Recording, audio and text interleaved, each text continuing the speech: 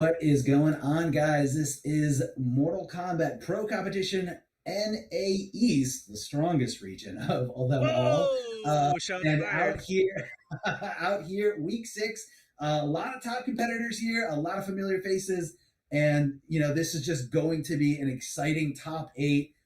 Really, really good players. My name is Darth Arma, joined by Mr. Aquaman, who wanted to just point out that I guess I fired some shots.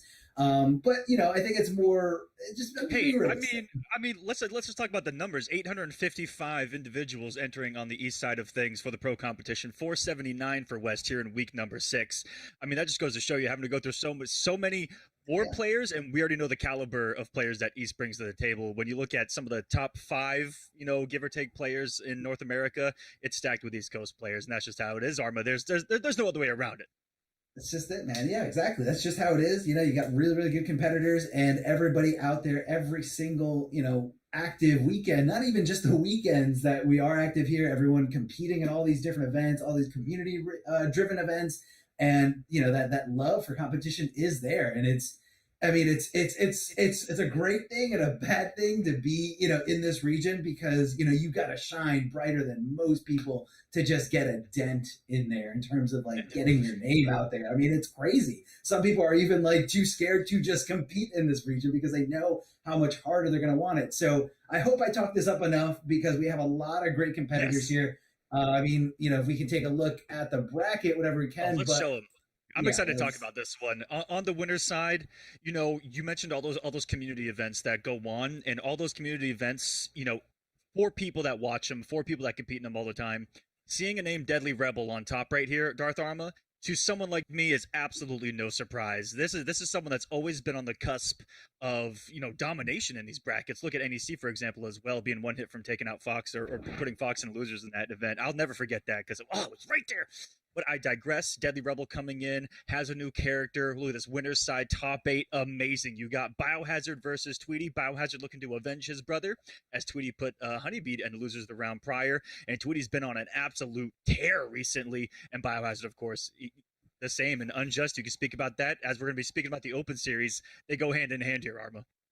That's right. Mighty Unjust with the most open series wins. Probably the most well-rounded characters 34? too. Is I it, mean, is look, it, is it 34?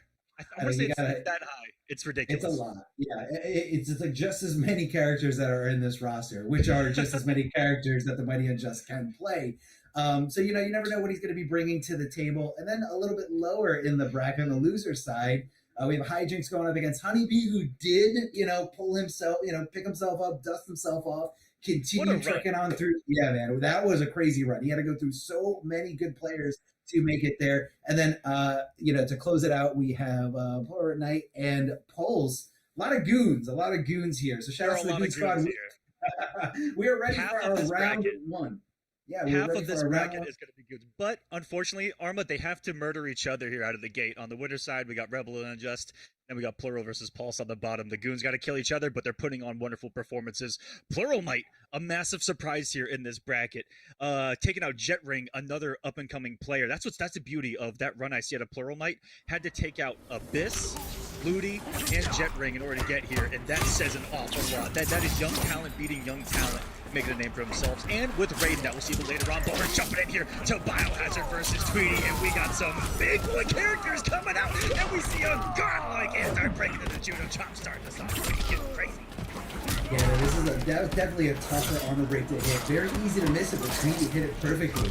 Love Biohazard getting a little tricky there with 1-1 going into Acid. Most people are looking for that flawless block of both half here. Thanks for the sound. Big command grab coming out, reversal, hitting him while trying to pull him in with that magnetic pull. And at that range, a little tougher to punish, but I think Tweety's going to be looking for it next time. Probably going to be hitting him with a regular low stand trap. Again, command grab, not a technical thing there, just right into the grab animation. And Biohazard, despite a rocky start, bringing it all the way back here, round number one. Using a perfect, being a command grab character against Gearus in particular, when Gearus is slightly negative, which he's always going to be, it's very hard to find him in a punishable situation. Tracking him with command grabs is exactly what you want to do with what Biohazard started here early on, and you see him breaking his back to take game number one. Start us off here early, jailing off the +1. They'll just reset, not watching the toes though. Looked like Biohazard was about to try to make his move. Oh, Tweety challenging, despite being negative after that exchange, says, I'm going to check him. I'm going to give him a reason not to just mash down one and assert dominance during this whole set. Wow, that dagger hit so high, but not enough as Tweety keeping it really safe right there. Biohazard, you know, in that situation, tried to catch Tweety with that back one. If you saw in the post 4-2-1-2 gauntlet mind game that they have between each other, tried to check him, trying to jump a command grab. They're playing a lot of mind games there that we're seeing, and so far Tweety to assert himself here. And Gears is one of those characters that can avoid those plus frames with their Arma, and that's huge. Only one of a couple of characters that can actually make Kano think. Imagine. Wow, I don't know. I don't like you disrespecting Kano like that. But either way, Kano's getting pushed up against the ropes. Biohazard going a lot of down ones from both these guys. They don't want to give up their turn. Tweety just going with the knee right into the choke slam, but that is super punishable as Biohazard is demonstrating here. Very deep jumping twos from Kano. Again, a very, I'd say it's a higher level tech when it comes to playing Kano. Like, once you have your opponent conditioned and not try to anti-air you, a deep jump into and really assert whatever you want afterward. Tries to go for, again, another armor breaker there, but very, very easily mistimed.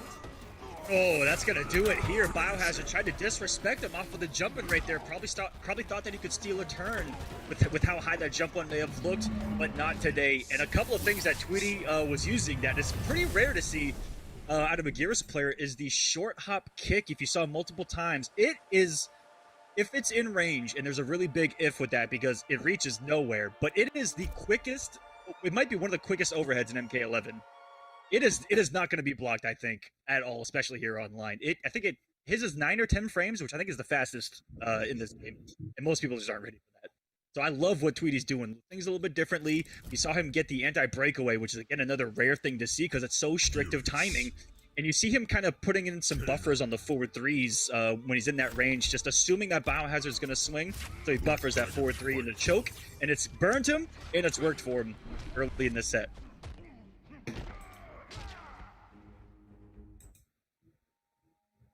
Game number 2 we go. We haven't seen Shifting Sands at all, and it's going to be a tricky matchup for it. You know, Kano's got the mobility both with his grounded normals, with his specials. Very rarely do you see that come into play here, but always try to keep it a threat, I think, is Tweety. Because if you see a Kano try to do a Kano ball while Shifting Sands is active, it's one of the coolest things in MK. Yeah!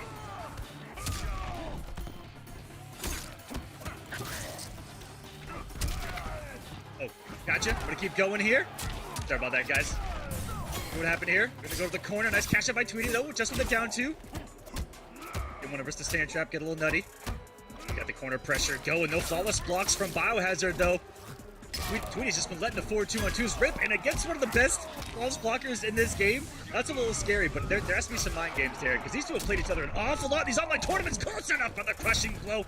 Giving him the Spartan kick into the pit of death.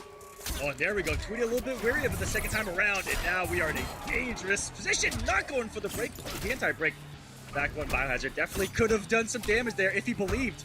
And these are all mind games that they're playing between each other, ladies and gentlemen. Every single one of those moments is just a rock, paper, scissors, and Tweety is winning those situations right now. Has the health lead and avoided a very dangerous position in the corner there. Secure.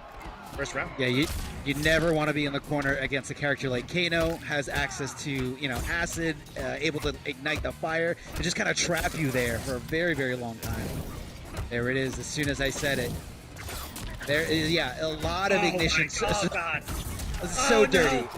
And that's the one thing that you got to do, and it's very, very tough, very specific timing from Tweety to just get that flawless block up to you and get out of the fire, get out of dodge. He's got all this real estate. He built up a throw coming his way. Look out for the Oki. Gears is going to be right next to you.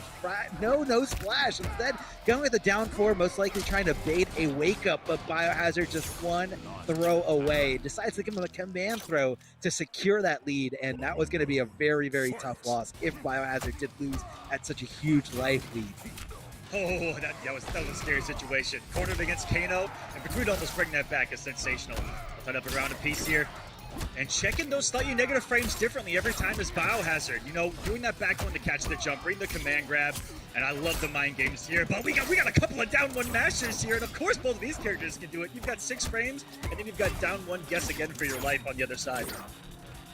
Yeah, and you're always going to see a nice check here from Biohazard with back one. It is pretty short range, but it's, you know, going to hit as a mid, and Biohazard just a hit confirm monster. Oh, tries to, I mean, I guess he doesn't get anything else from it from there. Throws the acid, and this is where it's dangerous. And that was the only thing that could have got him out of that situation. And just like that, Tweety ready to pull the trigger, ready to show everyone that he's labbed these setups. He knows how to deal with Kano once he gets that fire going in the corner.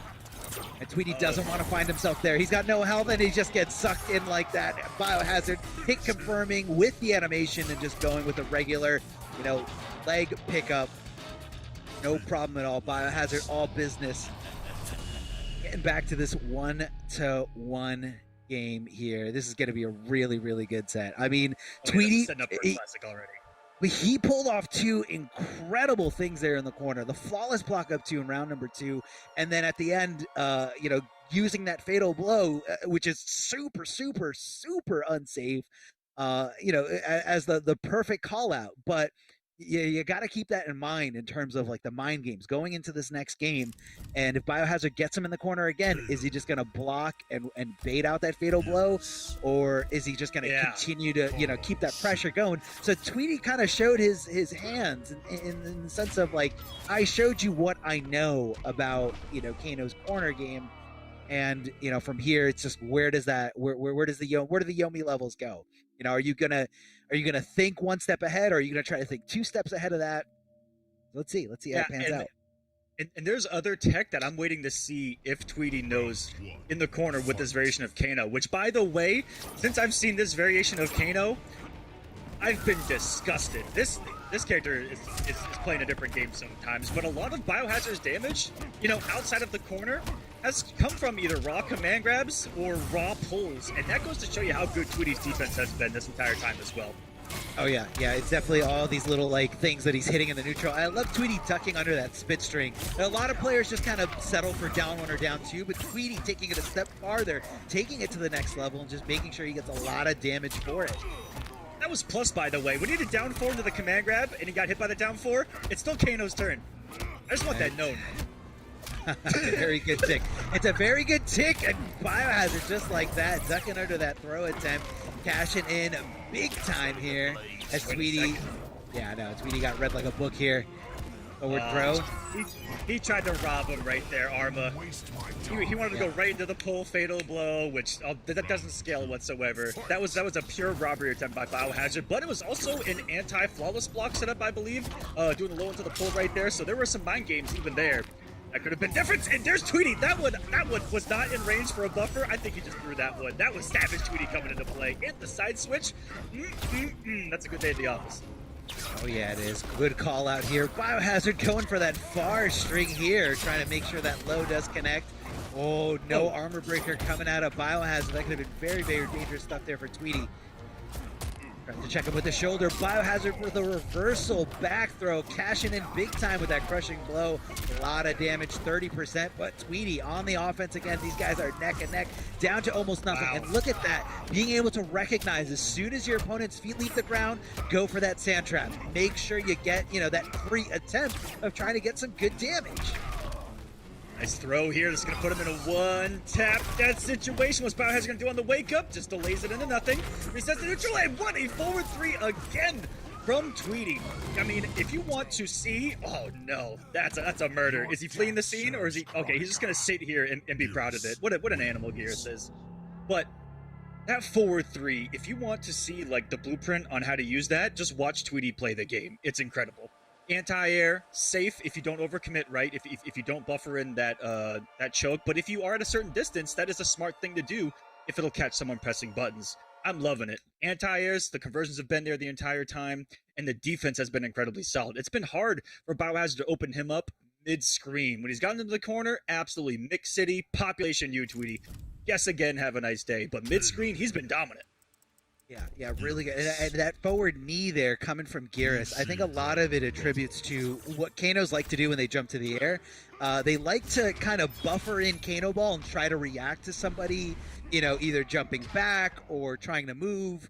And when you have that knee, you kind of close the gap between yourself and that airborne Kano. So that's the perfect move to kind of stop Biohazard from just kind of aimlessly jumping up, looking for some kind of movement. Yeah. Yeah, just to piggy bank off of that, it's something that's rare in Mortal Kombat 11. 4-3 has active frames, and that's what you want. That's what meets your opponent in those situations, right? Because if he jumps, he's gonna go into the active frames of that 4-3. If he's on the ground, he's gonna go into the active frames of it. He's gonna be safe either way, which is so smart. Good implementation of that normal. Yeah. And you can see again, what Biohazard is doing. Oh, what an armor break there. Back one. Probably one of the best armor breaks in this game. Like, you can't even downplay that at all as a Kano player. Leads into a combo, breaks the armor, can combo into Fatal Blow. I mean, that thing has everything. Literally anything you want. The old school 50-50 by Tweety as well, and the answer from Biohazard on, I think that's what, -2 or -1 on the 2-4 string. But beautiful call out there by Biohazard. Oh, tried to get cheeky with the pull off of the dagger, and he gets the neutral jump kick, holding North. Gets him out of dodge there. Biohazard stays alive. Round 2, fight. Sometimes you just gotta hold the North. Looked like Tweety might be trying to build up. I was going to say try to build up that crushing blow requirement, but he did find a successful hit. Biohazard with the wake up. The one time Tweety didn't try to, go for the down 4 setup. Very smart. Biohazard lost out on a lot of damage in the previous rounds, if you remember, Arma, where he got that launcher and he never did the armor breaker, which is just guaranteed damage. This time around, he's only gone for the back one, and he's only cashed out, which has worked out for him. Oh yeah. I mean, it's the decisions that you make sometimes. You really got to learn how to just bask in the glory of it. But Tweety finding those feet, not being blocked here as Biohazard getting tripped up. It's the back one as Tweety tries to advance forward. And right now, Biohazard's sitting pretty comfortable. Got a pretty good lead, but he's got to watch out. That fatal blow from Tweety can connect and make the difference here in terms of who's got the life lead and who's got this round. So I guess that's why Biohazard's kind of trying to move in, trying to, shut off the real estate for Tweety to move around the stage. Tweety decides to jump in. Oh my God! There it is!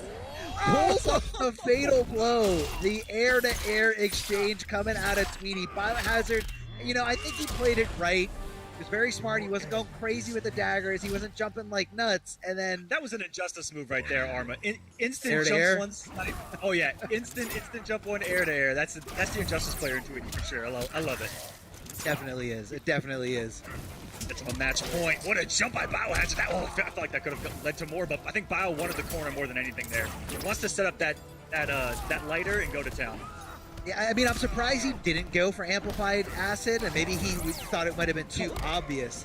We're going to do a side switch. Yes, we are. That special animation, the knife stab as your opponent is down. Flawless block to flawless block. I mean, these guys are going nuts right here.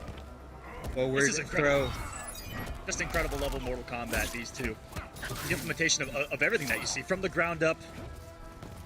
I mean, you look at the last three NRS titles. That was smart there from Tweety, ducking because he knew in case he did amplify it, it was going to flip over the other side, and that makes punishing that. Oh, no! Oh my God, that may have been a curse right there if he would have gotten the splash. The forward 1+3 crushing blow could have been enough, but instead we're going to a game number 5, baby. Oh, what could have been. Oh, that one drop. Tweety was about to do a cash out of cash outs in that corner, and Biohazard given a gift from the Elder Gods here today just to extend this match. And for all of us watching this thing, I mean, this is just a gift for us too. It definitely is. My jaw is on the floor. I can't believe Tweety dropped that opportunity. I don't know what exactly happened. Maybe he thought he was a little bit closer in the corner than he actually was.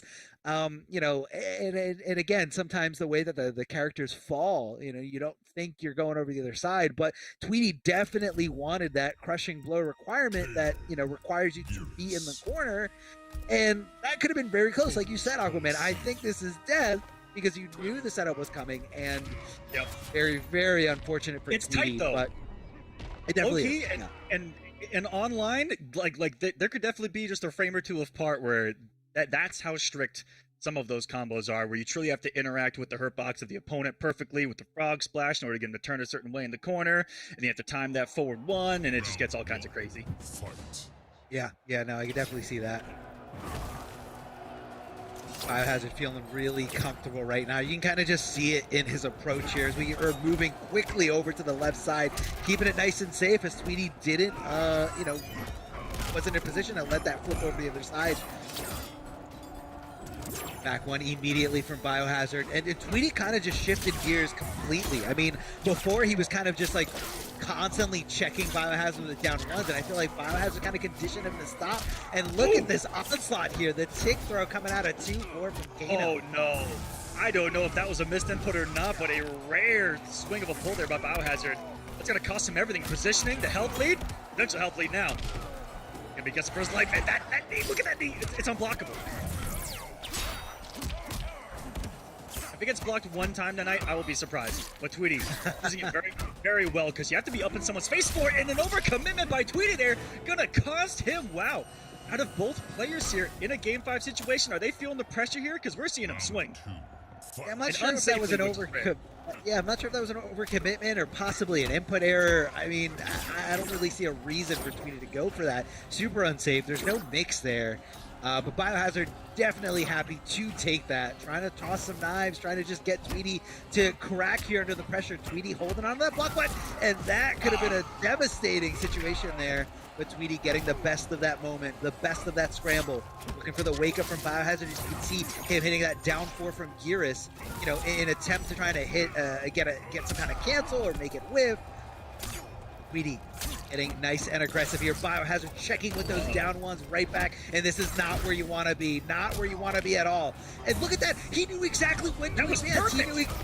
He knew exactly when the acid was going to come off. It was like there was a special timer in his head that said 1, 2, 3, go in right now. And because of that, Tweety finds himself in a great spot, cashing in big with that crushing blow, as we could have seen at the end of the last game. And now Tweety back in this game point for both these players. 2 games apiece. 1 round here in game number 5. What an intense situation. A couple of things from that last round. One, getting out of the corner in a miracle way that Tweety did. But Biohazard has multiple times cost himself greatly. Disrespecting jump-ins. Yeah, he got the flawless block right there, but that jump one, it just doesn't give you enough frames to swing right there. And that's given Tweety a lot of rounds here. And another match point. Big kicker from off of the 1-1 here. Is the breakaway gonna come? No! A clean cash up by Tweety. Now Biohazard, the health deficit, wins the air-to-air this time around. But the wake-up down two by Tweety, that could have caused all kinds of madness. Luckily got the drop, and Biohazard still holds on to the defensive bar. That could come into play here as this gets down to the wire. Oh, command grab. This is close. This is so close. That's going to be plus. And either way, Tweety willing to hit that down one. Oh my, it came down to a throw attempt by Tweety. One of the rare things that he did, and I think that's exactly why he went for it, was because he used it maybe twice throughout the entire set. Cost him the entire thing. Biohazard bringing this back from literally could have been death in that corner back in game number 4. Could have been, but you always got to take those, and it's all you got to play both sides to it. When luck is on your in your favor, or when something just when the elder gods grace you with something, another life, you got to know to take it, ignore it, and just keep moving forward. And that's on both sides, whether you're the victim of a commentator curse like what just happened there, or if you're the beneficiary of a commentator's curse. You got to roll with it. You can't live in the past, and you got to keep moving forward. But unfortunately for Tweety, he's going to be going down to the lower bracket, and Biohazard got a nice ticket into winners finals, where he is now guaranteed at least top here. And that's a vote. That is a lot of points here, trying to solidify that spot. Some good seeding here for the top 16 sub-regional finals. There's going to be For Biohazard, he was sitting in 5th place, I believe, before this event even began, and Honeybee, his brother, sitting in 1st place. They're just soaking up those points right now. With only 2 more weeks remaining, they're going to be sitting pretty here. And, Honeybee sitting in 1st. I want to talk about this as we get towards Honeybee's match down there. But I want to bring something up because I've seen it before. Kombat was in 1st place, if you remember, and did really well in the first couple of weeks, and just kind of sitting by, knew that he was secured for the finals pretty much. He actually did the same exact thing or close to it with one of the series I ran, the Coliseum, where he got those points really early and sat back and chilled before the finale, had a much lower seed, right? A much lower seed, and then didn't do so hot in that finale. And I really worry that we're going to see the same thing out of Combat here in the Pro Comp. But Combat was also, looking pretty good recently. So we'll see if that form is going to be sharp. Yeah, I mean, it definitely comes down to, what you want to do once you get those qualifying points. Like, do you want to keep going? Some people like to, hold on to their cards, keep whatever tricks they have up their sleeves away from everyone else. But other people really love, testing the waters, seeing, is my new character ready to, roll with the best of them? But we do have the next match ready for us to roll here. Again, continuing here on the winner side. This is the next round one winners. Yeah, what do we got here? I mean, we got Deadly Rebel, the Mighty Unjust, and we got Mighty Unjust rocking the Joker, keeping it nice and solid. Deadly Rebel, if you guys have not seen this variation of Frost, grab some popcorn, sit back, and enjoy the show if he gets going. This is setup, mix, just disgustingness if it gets going. Well, how much experience does Unjust have versus this? And I think that's what this is going to come down to, because Rebel's been on a tear, going through hijinks, going through show-off to get here. There's been great tournaments as well lately. Here we go. Yeah. On the winner's side of this top 8, it's Joker versus Frost. Yeah, I know Deadly Rebel's been playing with this character, a little bit, for a long time at the beginning of this game. And I think now it just finally, all the pieces are clicking, matchups are learned, and especially with, a bit more of a customization here. Now, I know when Frost players talk about this, the head roll customized move in particular, a lot of them say it's a gimmick, but let's see if Mighty Unjust knows how to deal with it or not. And Deadly Rebel has been known to be a setup character player for pretty much the entire time I've known him, playing that duelist Liu Kang back in the day. You, of course, got the Collector, and one of the few that, was using those bombs. And speaking of bombs, you get one working here. You need to guess right there in that situation, Arma, of holding pressure or throw into a full combo. That's what's deadly about this character. Couldn't get the second jump a little too close. That changes depending on where you are on the screen, but you can double jump those gunshots for a full combo punish, ladies and gentlemen. It's a very tight double jump. You have to be on point. Very tight. Yeah, so what you're going to be seeing here with the head roll is, once you're in the getting thrown animation, you can't block, and it's a free freeze for Frost. But, I feel like we're not getting down there. Is he going to catch in big here with the fatal blow? Yes, he is going to be freezing the clock down at 10 seconds, but either way, I think it might be just enough to kill the Joker here, this last little spot. Oh, for sure. To this guy. Yeah. That was 40%. Frost is one of those low-key ones that does just a ton of damage when they rarely see. Looks like he started something up there. I'll try to get him crowd. And look at that, the down 4 and 2, you kind of get your turn back right there. If you notice, this is one of my first times seeing it more recently in competitive play, and I like that he's trying to get some more turns going with that down 4. Yeah, I mean, it was all about the placement there of the head, though. Obviously not an auto-tracking move. You gotta, specifically set the roll. And close enough, not close enough from the Kapow animation. And Mighty Unjust continuing this pressure, continuing the combo, backing off. And, you don't want to sit completely still when you're fighting against this variation of Frost. And that's what the Mighty Unjust is doing. He's going, full screen, mid-screen, close screen, just to kind of keep him guessing. So he's not just completely static, sitting in a tight little box, waiting for that rolling head to come and mess his day up. Wow, just beautiful reads as well, being right what feels like every single time on Justin. He woke up buttons right there into an active amplified auger. And what a read! I cannot believe he just read that. Knew that the 4-2 was going to come. He's going to pay the ultimate price here, 412 damage. That's the iron price. Oh my goodness. Oh, beautiful down 4 though. That's going to be the one of the things that Frost has to truly contend with the Joker here. Down 4 range. I mean, I think Frost is a little bit farther away, but I think the Joker can kind of, bully her a little bit more, if it does hit. He can also cancel into the Jack-in-the-Box as we see here. Mighty Unjust trying to cash in with these nice little this chip damage, but pay attention to the strings that the Mighty Unjust is doing. It's almost like he's reacting to the head on the ground. Depending on where it is, it defines what string he's going to go for, because he doesn't want to be recovering next to that head, because that's a free freeze. And the Mighty Unjust did a really good job of dealing with, all those setups that Deadly Rebel threw his way. Even when he got the freeze in the corner, he still didn't let it phase him. He still, and a lot of people, they get stuck. They don't know what to do. They try to jump. Frost goes for like anti-airs, and it could be overwhelming, but it's very momentum based. Yeah, I think that's what this might come down to. Similar to what we saw with Biohazard versus Tweety, is that it's going to revolve around that corner. Mid-screen, he's doing a great job. He also made a galactic read with that down two to truly turn that final round around. I felt like that wasn't the right thing to say, but that is what I was trying to say. Great. That was bars. Yeah, that was bars right there. But that particular instance turned everything around where, they were even on health, going back and forth. Rebel's doing the right thing, trying to stay out of the forward 2 range of Joker, meeting him with that down 4. He's gotten a lot of mileage off of that. Other than that, it's been super solid. For Mighty Unjust, it's been super hard reads. I respect him going for, did you guys notice him going for forward 3-2 in the middle of that, looking to make a read on the crown and to punish it with a crushing blow? I respect what he went for there, and I think it was for the win. But Unjust is definitely trying to make hard reads on that crown. And some are working, some aren't. Yeah. And I guess Mighty Unjust going with this loadout, specifically to kind of deal with Frost at that full range. Which again, we're going, we're stuck in time here. Love the side switch here from the Mighty Unjust. Doesn't quite bait that up 3, and obviously getting hit there.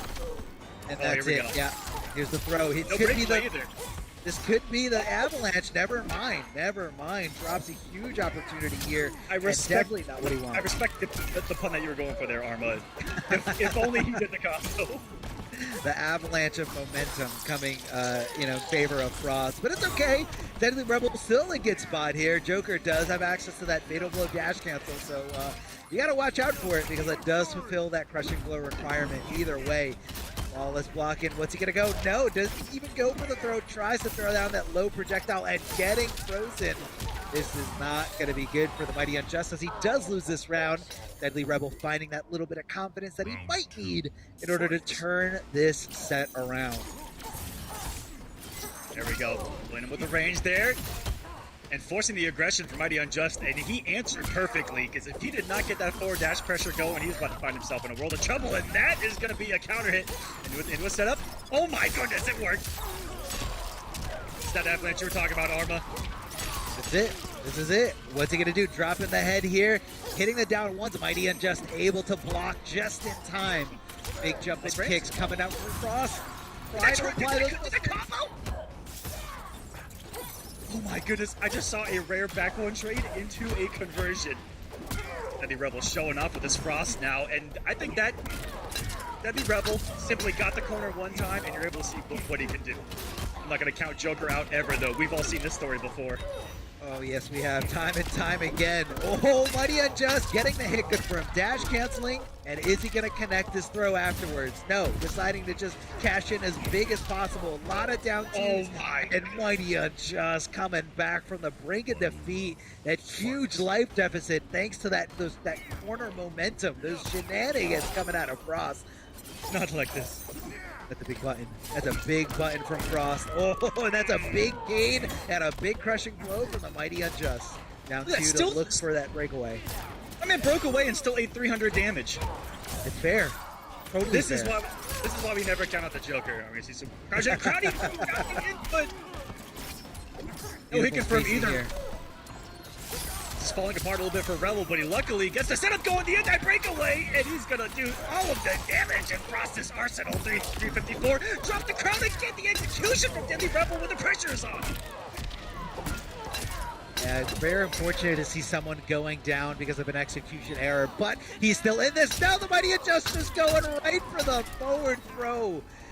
Connecting, just not in time to get that crushing blow requirement. He hits it with the interactable, armored it just to make sure it's gonna at least give it a shot here at Deadly Rebel. Taking this game here over the Mighty Unjust. There was so much visually going on right there that I didn't know what happened until it happened. And then it's too late. Imagine how the Mighty Unjust feels. For sure. I heard a couple of armored noises. I saw a lot of health disappearing. And then Deadly Rebel clutches it out. And that's everything that he needs, because if he would have lost that one, that may have been the final nail in his coffin here on the winner's side, because that's a tough one to come back from. When someone real master comebacks you, it hits different. I don't care who you are. Yeah. No, it definitely is very demoralizing, degrading. You feel awful in that situation, and it's a really bad spot to try to break away from Frost. Her armor breaker isn't like the best one, but in the corner it has so much utility. I mean, exactly. it's not really good mid screen. A lot of characters have great armor break everywhere, but the Frost one super good in the corner, because even if they don't break away, it's still combos, and she's still gonna keep going, and that's where that character wants you anyway, especially when she's got rolling head bomb. It's super good in the corner because your opponent is a little bit more immobilized. Let's go back in time a little bit, and how much does Frost remind you of Injustice 1 Joker? Yeah, we got the teeth. You got the rolling teeth, the rolling head teeth. Really good in the corner. Sucks everywhere else. Yeah, I could see that. Yeah, a little bit. Oh, that's a big button, reaching towards the Joker, getting that throw just in time, and the Mighty Unjust, because of the animation, goes for a ride. Where we're going to see the avalanche of momentum. Drops the little ender there at the end. If he gets that execution down in the corner, this could have already been a completely different game, Arma. Yeah, easily. Thought that the Amplified was going to come. He actually mixed himself up right there. Exactly. No need to do that. But you don't want to get too predictable. Love the pickup. Love the execution here. And Deadly Rebel continuing with the string as the Mighty Unjust tries to go for the wake up buttons. What a throw tech. I don't know which way he was trying to throw, but Deadly Rebel guessing correctly here. Look at the space control here from Mighty Unjust. Even though he doesn't have a life lead, I feel like he can avoid more. Never mind, he's not avoiding that. I was gonna say he can avoid a lot of things that Frost is throwing out, as long as she doesn't amplify that. But just like that, he didn't have a lot of options. Time was running out. There was only like 15 seconds left. Rolling head, Mighty Unjust continuing to go for this. Wants to just get those trades with the high Batsy Q. Because no, not where you want to be. You don't want to be next to that rolling head when it explodes. Tries to hit the throw, but the Mighty Unjust with a really good backdash.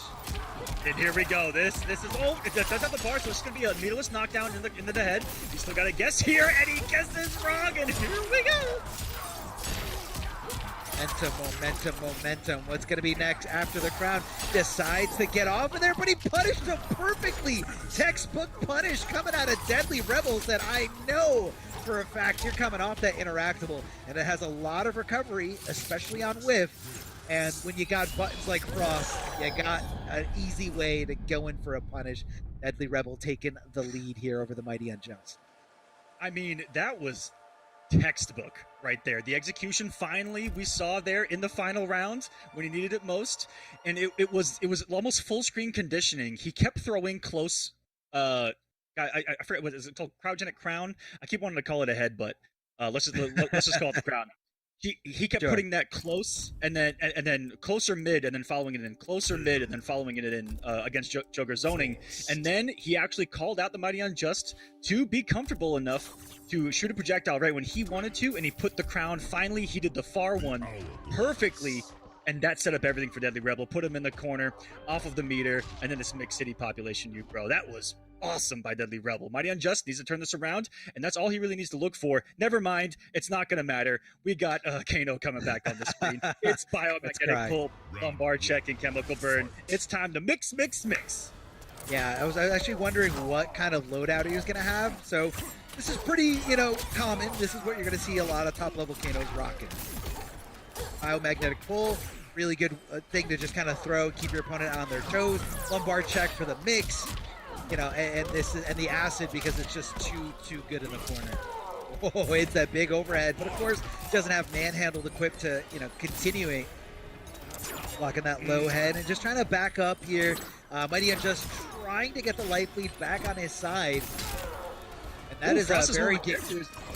Yeah, very dangerous string to whiff. Oh, she's dead. Oh no! Yeah, that's just. He did the worst thing he could possibly do in that situation, and that was a jump. Maybe he was trying to get some kind of explosion in an airborne state because it's a little tougher to combo. But no, he literally sealed his doom there. Wonderful flawless block as well, complemented by a very good up two, arguably one of the best up two as well in the game. Kano's got that kind of like secret sauce Arma. Low key, maybe even high key.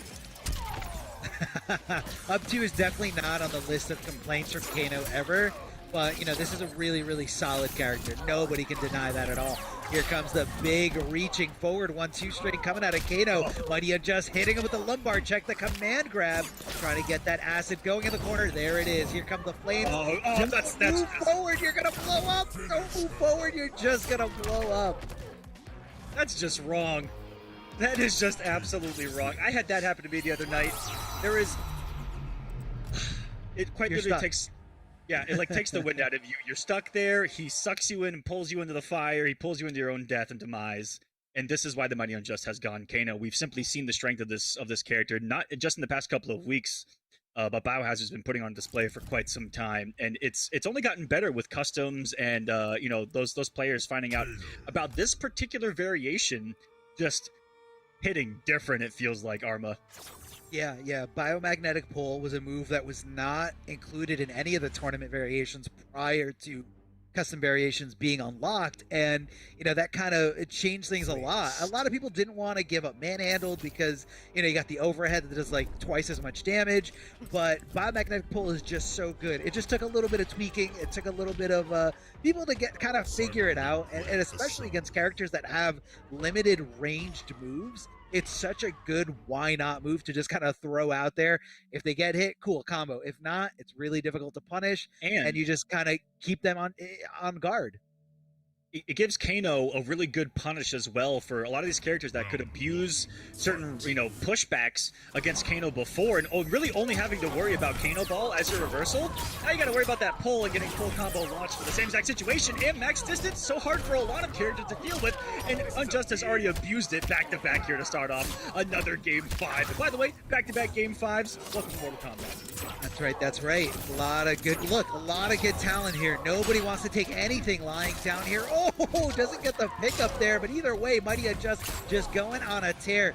Look at that patience, flawless victory round here. Mighty Unjust now on set point, and he just waited. He didn't overextend. He didn't overcommit to anything. Just waited. Says, all I need is a down one. Oh no, this is awful for Frost. This is not a good situation you want to be in. He's burning. It's definitely burning. What an answer here! Hold on, that was a Mortal Kombat X conversion right there. That was gorgeous. Double down one, and even harder post-patch when they got nerfed. The plus frames. It's flawless block to get the turn. That was gorgeous. Yeah, I love the juggle there. You know, you got to know exactly when that's coming off. Here comes Kano Ball as if it had invincibility all the way from downtown. And that was just the right call. Trying to throw some interactables, trying to freeze Frost herself. Ooh, he didn't think he would go for the whole string, so he tried to call out a stagger. Both players have fatal blow. Never mind. Getting lumbar check and split in two. Mighty Unjust taking it over Deadly Rebel in a really smart switch over. I mean, I saw nothing but control. Once he went to Kano, it almost looked like Frost had no options to deal with a lot of the things that the Mighty Unjust was dishing out.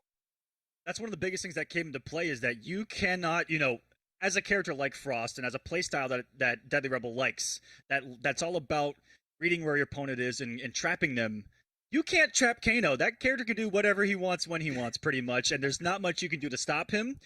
And so yeah, it's really hard. It's really hard to put out those crowns, you know, in the neutral when he can just boop boop and then Kano ball you, etc. Or as we saw, Bio pull you into a lot of damage, and then put you in that same exact situation that Frost wants, only with what feels like even more of an arsenal at his back. And you saw that Frost is one of the characters that can crouch the forward one string to avoid those plus frames, and even characters that have that, they still have to. You saw at the end, there's still a mix-up, and there's still always going to be some respect that you have to have, because just the stagger into the command grab, perfection out of Mighty on just catching him in some respect right there, because you never know if he's going to forward one cancel, and then, you know, forward one pull, and then you're GG's anyway. So many mind games there. So many mind games. There's a lot of mind games. There's a lot of things that you can cancel into. You can also cancel into Acid if you want to try to keep it a little bit more safe. Acid, obviously, you can punish if you make it whiff the right way or flawless block it, but you got options, and that's really what it comes down to. What's up? There's some tech I haven't seen in a long time where if you read down one acid, you just walk back a little bit and then get the punish. But I haven't seen that in a long time. That's because you're hard reading down one acid when down one, and down one grab exists. So it's all a mix up at the end of the day. He's definitely a mixing machine. I don't want to upplay too much on the stream, but pretty good character right now, guys. Super good, super good. And let's give a big shout out to something else that's super good. These Astro Gaming headsets. Big shout outs to astrogaming.com. If you guys want to see everything that they have available, definitely check out the website. So many different things. Astro Gaming is a partner here for Mortal Kombat 11 Pro Competition. So again, we just want to give them a big shout out for being so official, so awesome, so on point, and for being able to provide all the sound that you hear here between myself and all the other casters. So big shout outs to Astro Gaming. Check them out. Yeah, I've got both the A50s and the A40s here, and they are fantastic. The A50s are the wireless ones, and if you guys like them wired with the mix amp, go for the A40s. Wonderful products. Check them out. They've also got the like in-earbud ones, and like I kind of want to try them out. They're pretty sexy. I see a lot of streamers rocking them. Hey, it's a good setup to just kind of have and bring whatever you have at home to the next level, because there's nothing above it. And what do we have next? Here. Yeah. We're jump to the lower bracket. Hijinks and Honeybee, and we talked about that run that Hijinks had through the losers bracket over Gur and over Kerbalicious back to back to make top 8. Those are two monumental wins, if I say so. Oh yeah, no, two really good competitors. If you're looking at not just the history of this game, but the history of many NRS games. Kerbalicious going all the way back to MK9, and even Gur going all the way back to Injustice 1. It's definitely a tough win, and those guys just kind of stayed even sharper here for MK11. And like I said, it's a very tough region to shine in. A lot of good players here. A lot of, just in general, a lot of players, a lot of population here in general, which is why, this region is so tough. But, that's how you pretty much sum up what is here in Hijinks. Incredible. And he's going up against Honeybee, who, we saw fall earlier to Tweety, as you mentioned before. I'm sure that was on somebody's stream. Got a swarm hidden in there, huh? This one will be pleased to show you. Let's keep it locked up, shall we? Honeybee doing it for the Hive and doing it for the points right now. Honeybee is one of those guys that just stays grinding, and you know that he wants that #1 seed, and he's already got it by 70 points right now. And on the other side, we've got Hijinks, who is currently in 4th in points, just behind the Mighty Unjust. So a lot of these players that you guys see here in this top 8 happen to be in the top 8 of points for NAE, so you get a little bit of a preview of a potential finale as well, as Hijinks really surprised a lot of us. I feel like, coming in with that Jackie, a little bit newer to the competitive scene, and has been on tears through these brackets, sitting 4th in points, and you got to put some respect on that name. That's what I'm loving here. Yeah, I mean, despite what you see or what you say about somebody's character, you gotta put in the work, you gotta put in the time, so you cannot diminish their accomplishments whatsoever. Honeybee trying to shut off a little bit of breathing room here from Jackie, but she's always just one leap away from making the connection. Tries to swing after that up 3, but I believe that one is safe on block. Oh, that was a strange little whiff there. It almost looked like Hijinks was going in for the whiff punish, and because of that, got hit by the second hit of that string from Honeybee. And I was about to say, what a conversion here. And oh my God, just jumps in on that rollback, but didn't commit fully.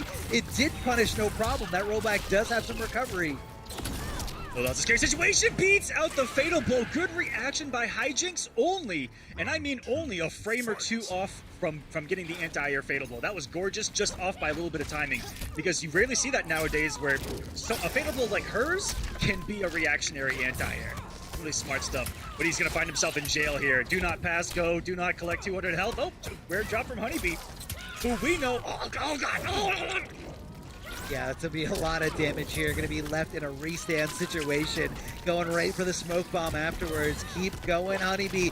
And even though that Jackie broke away as soon as possible, still ate 42% for her troubles, but Hijinks felt like he had no other choice. I gotta reduce the damage anywhere I can.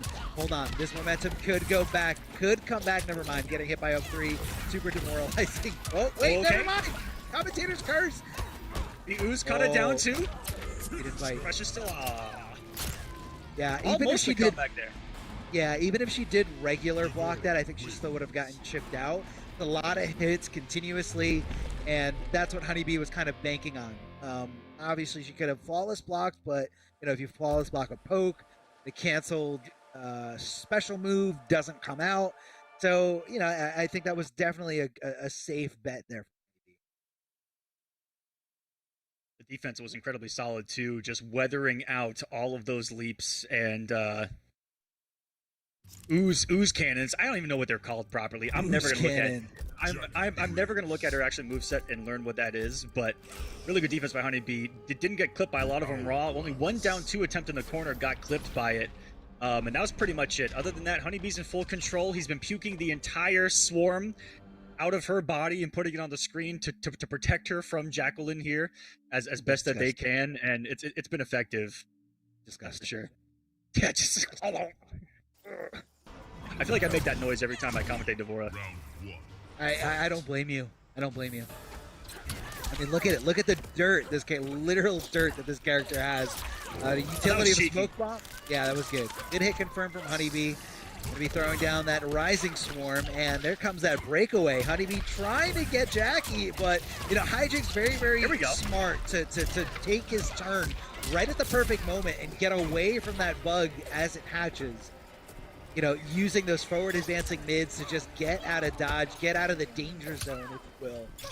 Yeah, and in a 40% in a corner carry, not too shabby either. Honeybee stingy with the meter, but I respect it. That early on, had a full stick of butter there on top, able to eat it and hold on to these resources. Is the sledgehammer coming into play? Okay, not right now.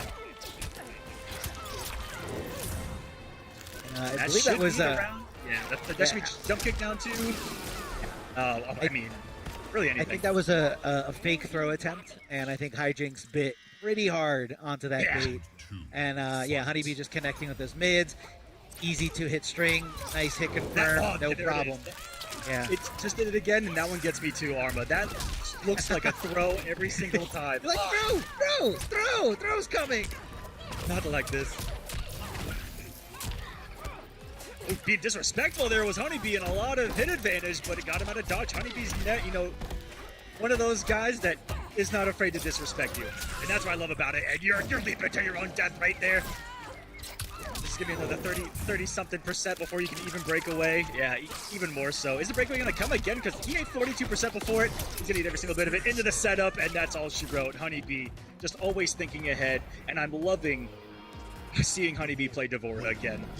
As a fan, going back on millennia, watching him with Flash or Devora is just competitive NRS history to me, and I'm loving it. Put me on the dollar menu because I'm loving it. My first memory of Honeybee and Devora was the premiere of MKX. Not the official premiere event or anything, but it was at, I believe it was Toryukin. And it was the first MKX major, maybe a week or two after the game came out. And Honeybee actually won the entire event, even beating a tester from the NRS, from the NRS office in a crazy grand finals. Between Honeybee and PPJ, and I believe it was a Devora mirror match, if I remember correctly. But that was like the day that I think Honeybee really fell in love with Devora, when he was able to beat everybody at that tournament. There was a lot of people at that tournament because everyone was, hungry for competition. From experience versus first events versus testers, it has to be a great feeling, just a great feeling, And the fact that he kind of turned that into part of his, wow, that anti-air was disgusting. You know what? I'm just gonna. He just took the words out of my mouth. Ooh, big dash punch. I guess normally a lot of people don't want to come off those resources, this early into the game, but Hijinks needs that momentum. Hijinks needs to feel like he's in control here, because this has all been Honeybee. very respectful, not trying to, swing at a turn is Honeybee, but Hijinks ready to hit those down ones whenever he wants. What a jump back. That's disgusting. When you have a jump one like Devora's, jump back one is going to cover so many options. He's been doing this for multiple games because she had the same exact game plan going back to X. And that converted still, and Hijinks could have gone for the fatal blow, but overextended on the resources there. A little too carried away with the oozes and walks into the active off a puzzle rush and the throw. Oh! Not enough for the kill though. One more. Puts out the babies. It just has to block. This point, that was so smart at the moment. I didn't even see the teleport come. It was so fast. What the world? Holy So it was crap. super smart that she. Oh man, it was super smart that he leaped out of there. But I think Honeybee was already kind of considering that option, that possibility of getting out of this setup. Oh no! So he comes in with the teleport. Big, drop here from Devora. Bug not coming into play here. Forward throw from Honeybee. That's going to be an anti-air. Good conversion coming out of Hijinks here. Regular forward throw, no problem. Yep. Honeybee trying to get back into control here, trying to control this situation, trying to stop Jackie from jumping all over the place, and just looking for some kind of stray little projectile here. Oh, there's the connection. There's the hit confirm. The good stuff for all you Honeybee fans out there. Big jump and kick to make sure it hits as much as possible. That's gonna be all she wrote. I thought the throw range was insane, but I think it was because Hijinks put out the down one. And it extended that hurt box out just a little bit. Oh, I just watched it on the replay. That was gross. Just like all of this is gross. Did she just have a baby? Yeah. That's how. That's pretty incredible to be able to do that while pregnant. I mean, that just shows you the limitlessness of what Devora can do. So yeah, very impressive, Honeybee. Very good. Let's say earlier in that sequence, you saw something that gets a lot of us too, where you think you're at a safe range to not block versus Devora, and then she does forward two, and that has clipped Hijinks an awful lot. Thinking, and it gets us all when you think you're at a safe range, whether it be jump one or forward two, she has. That's something that we need to talk about. Is the fact that Devora is going to outrange her. I would say almost 90% of the time in this matchup. I would like to see a little bit more throws come out of Hijinks. You saw him staggering a lot with the back one and the down ones. And there's a lot of respect out of Honeybee, simply looking for the leap pressure. I think that a couple of throws might open up a little more, maybe a little more opportunities in that pressure to catch Honeybee swinging. Yeah, I could definitely see, something like that. And, it's kind of like you got to fight your better judgment. When someone comes up to you that close, that's the first thing you're going to be looking for. You're going to be looking for throws. And Honeybee just kind of ran with that, and he didn't really stray away from that plan. It was working. Keep doing it until your opponent gives you a reason to not do it. And what really stuck out in that set was when Honeybee had the checkmate play. Hijinks down to nothing, throws down the bug. Hijinks swinging back, canceling to get out of dodge, leaping out from the right to the left, and Honeybee just following with the teleport. You said it best, where you were just like, I didn't even see him teleport. That's how fast it was. And that's just how good Honeybee is in knowing that may have been Jackie's only opportunity to escape the bug that was coming from behind her, right? That he already knew was out there. It was amplified, so there was no stopping it from coming. And so that's just big brain galaxy stuff from Honeybee at the end of the day. Take some notes on that one, because that's gross. Super gross. Hey, look, man. Just gotta hold those bugs, man. It's gotta sometimes you just gotta hold those bugs, because they're a coming, whether you hit her or not. Yeah. I mean, I guess what could he have done besides leap out of that situation? I don't think he had enough to block. He had nothing. He literally had no health, and that's why it was a checkmate situation. That's why Honeybee's like, all right, you're gonna sit here, you're gonna block and die. Or you might try to leap out. If you swing on my recovery, you can leap out of there. And if I recognize that you're leaping out of there, here comes the teleport. And that's just a pure setup character that she is. And I think it's really, and I guess it's more of like how Devora played in MKX. She had some disgusting options when it came to her opponent's wake up. You throw down the bugs. If they delay wake up, you can recognize it. You can go for, some sort of mix, go for throw. You can get plus frames. Yeah, man, and then this is what Honeybee. This is where he feels at home. So I really love that it's clicking here, and it's clicked for a while. I think Honeybee just wasn't playing Devora just like really early during MK11. Found a little bit more comfort in Noob Saibot, but I'm really happy to see him at home, and I'm Yeah, sure the Hive is happy to see him at home. especially here with customs where he gets to really play with all the different combinations and just find the right Devora for him. And for a lot of us, we thought it was going to be one of those setup heavy ones, and sure enough, that's what he's bringing to the table. Honeybee with that win going to get even more points on the board. He's going to hang on to that number one spot. For Hijink, still getting a top 8 out of 850 plus people, was already sitting fourth in points. He's sitting super pretty as well to potentially make that finale with only 2 weeks left. It's a lot of different scenarios going to happen here in week 7 and week 8, and one of them in particular is Tweety here, who with a big run today is going to be close to cracking that top 8 spot. He's on the hunt right now as Tweety, and that loss against Biohazard can be really crucial because you never know if this is going to come down to just a couple of points.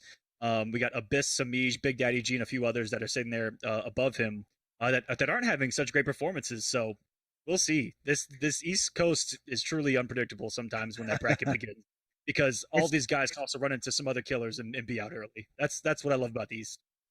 I mean, it's a super strong region, and again, some people are kind of also contemplating that there are some big names in this region that aren't even, haven't entered yet, or maybe everyone's thinking that they're so good that they're going to enter maybe just the last 2 weeks, get good placements, top 3, top 5, and qualify for the region. But that's a very scary thing to do. You can have an off day. You can have, and again, when it's coming down to the wire for guys like Abyss, Samij, Big Daddy G, like you said right now, you don't want to be in the path of some crazy and you're in their killer. element.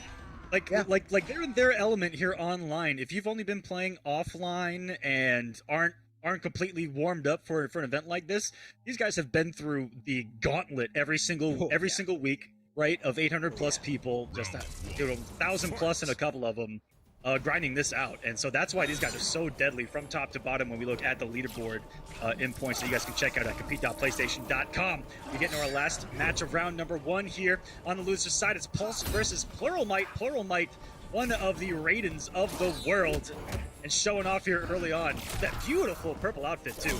And we've got Pulse rocking the Kung Lao, something we see from him from time to time. Yeah, I think we see a little bit more Kung Lao than Aaron Black, like we did in the early days.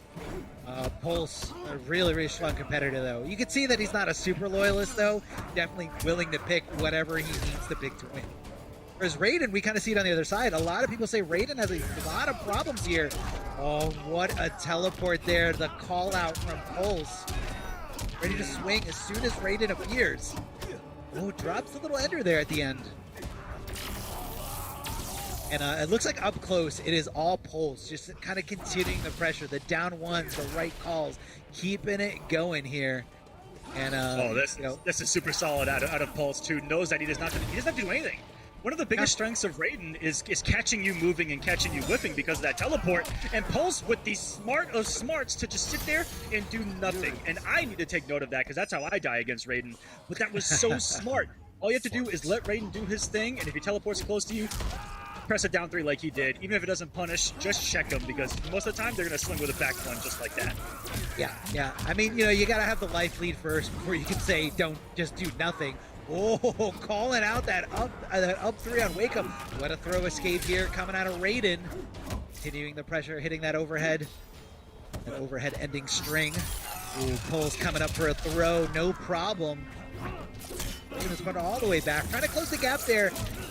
There's the hit confirmed. Cashing in big time here is Raiden. Ooh. I actually think that, I don't know about the forward 2, but I know that forward force, some of those lengthy normals that Raiden has are pretty cheeky on block, minus a couple, I think plus on one of them. I mean, that's plus frames as well. And wait a second.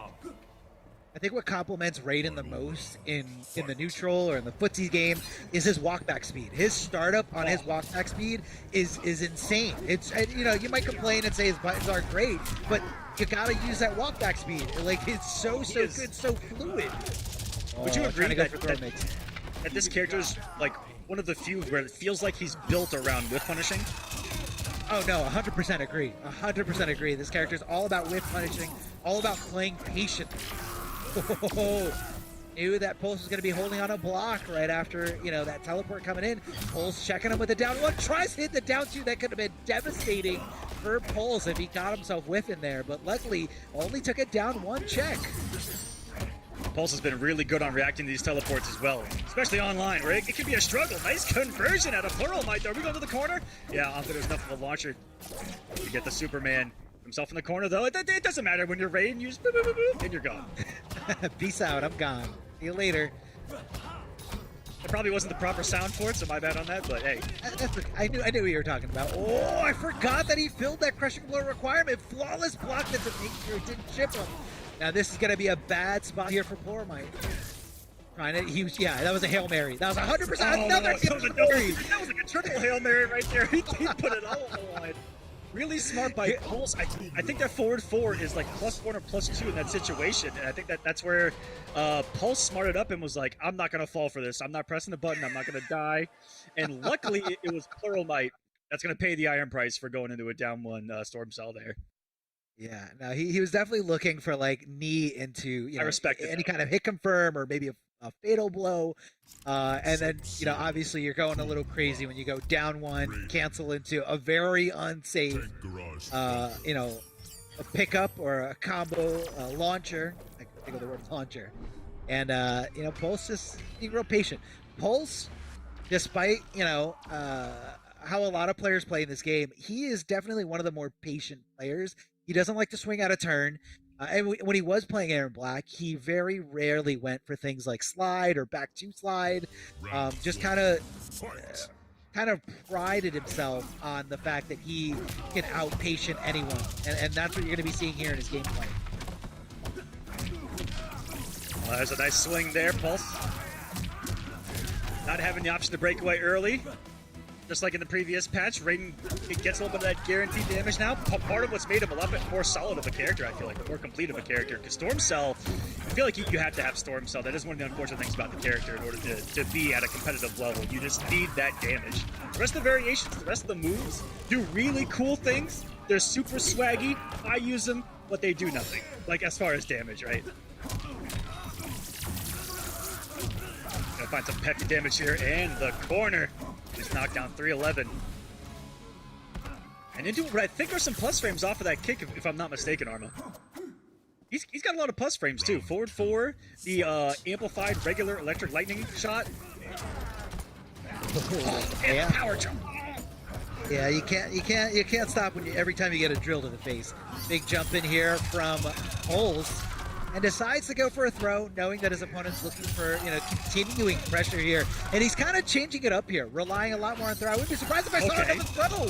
Yep, exactly. Don't do it four times. Don't do it four Do it, times. yes. He did it 4 times. He did it 4 times. This man is insane. Go for 5, go for 5, go for 5. Ah, it didn't work. But it took 4 throws to finally bait Plural into swinging right there. But I love that. Out of Pulse, and there it is. There's another one. He's going to keep you guessing. And now, this is... Okay, but this is Plural Might's time around. Get a couple throws, a couple of versatile positions as well. And there's that, dash back, not even walk back here. Arma, and went for the amplified teleport. Doesn't get anything off of it. Still some big damage here. I don't know if it's going to be enough for the kill, and it is! Solidifies it! I didn't know that he could do that much unbreakable damage. That was a lot of damage, definitely. And you want to just make sure that you can't. Remember when Storm Cell was able to break away like right away, and you could punish Raiden? But no, those are good times when you're seeing this screen here. Definitely good times. And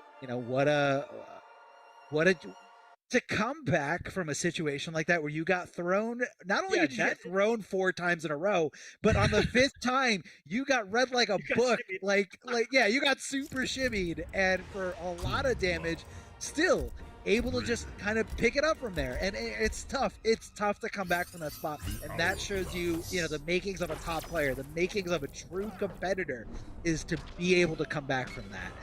And man. And for Pulse, a really big dagger to his mentality right there. Almost, don't want to put it quite this way, but almost like a playing with your food in that scenario. But I do like what he did in order, what is going to open up possibly the strike throw game a little bit more, with those orbital hats. Try to actually get a lot more damage here up close. Yeah, and that's what Kung Lao really does, better than most of the characters in this game. That strike throw game, once you get hit by something like down 1 or down 3, is he going to check you and jail you with something? And again, you always got to watch out for that, orbiting hack. It costs meter, it costs resources, but they come back fairly quickly. So that's also why you're not going to see Pulse utilizing breakaway or wake-ups a lot, because he wants to save it for offense. I think that he just tried a combo that may have been out of a YouTube video that I haven't seen, but I want to see now, because I think that he was attempting something pretty cool. And that should be the round, the guaranteed damage again. And wait a second, I'm looking at Raiden here in a little bit of a different light, no pun intended.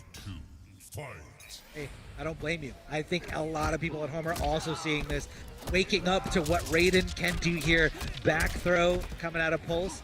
He's got the corner positioning perfectly here. What is he going to do? Probably going to teleport out of the corner. That's what Pulse was looking for, but decides to go for forward 1-1 instead. Pulse connecting that forward throw. Going to be right on top of his opponent. Here comes the pressure. Doesn't go for the second throw. Instead, just goes for the regular shimmy attempt here. Oh! What did he do? I don't know, but it didn't work. He just swung. He swung at the end of that. Maybe he was trying to call out the stagger here. What a conversion coming out of Pulse. So much damage, 35%. Here we and a go. big... Yeah, he didn't plan on that neutral jump kick to connect, but just kind of kept Was his this pre-patch? going.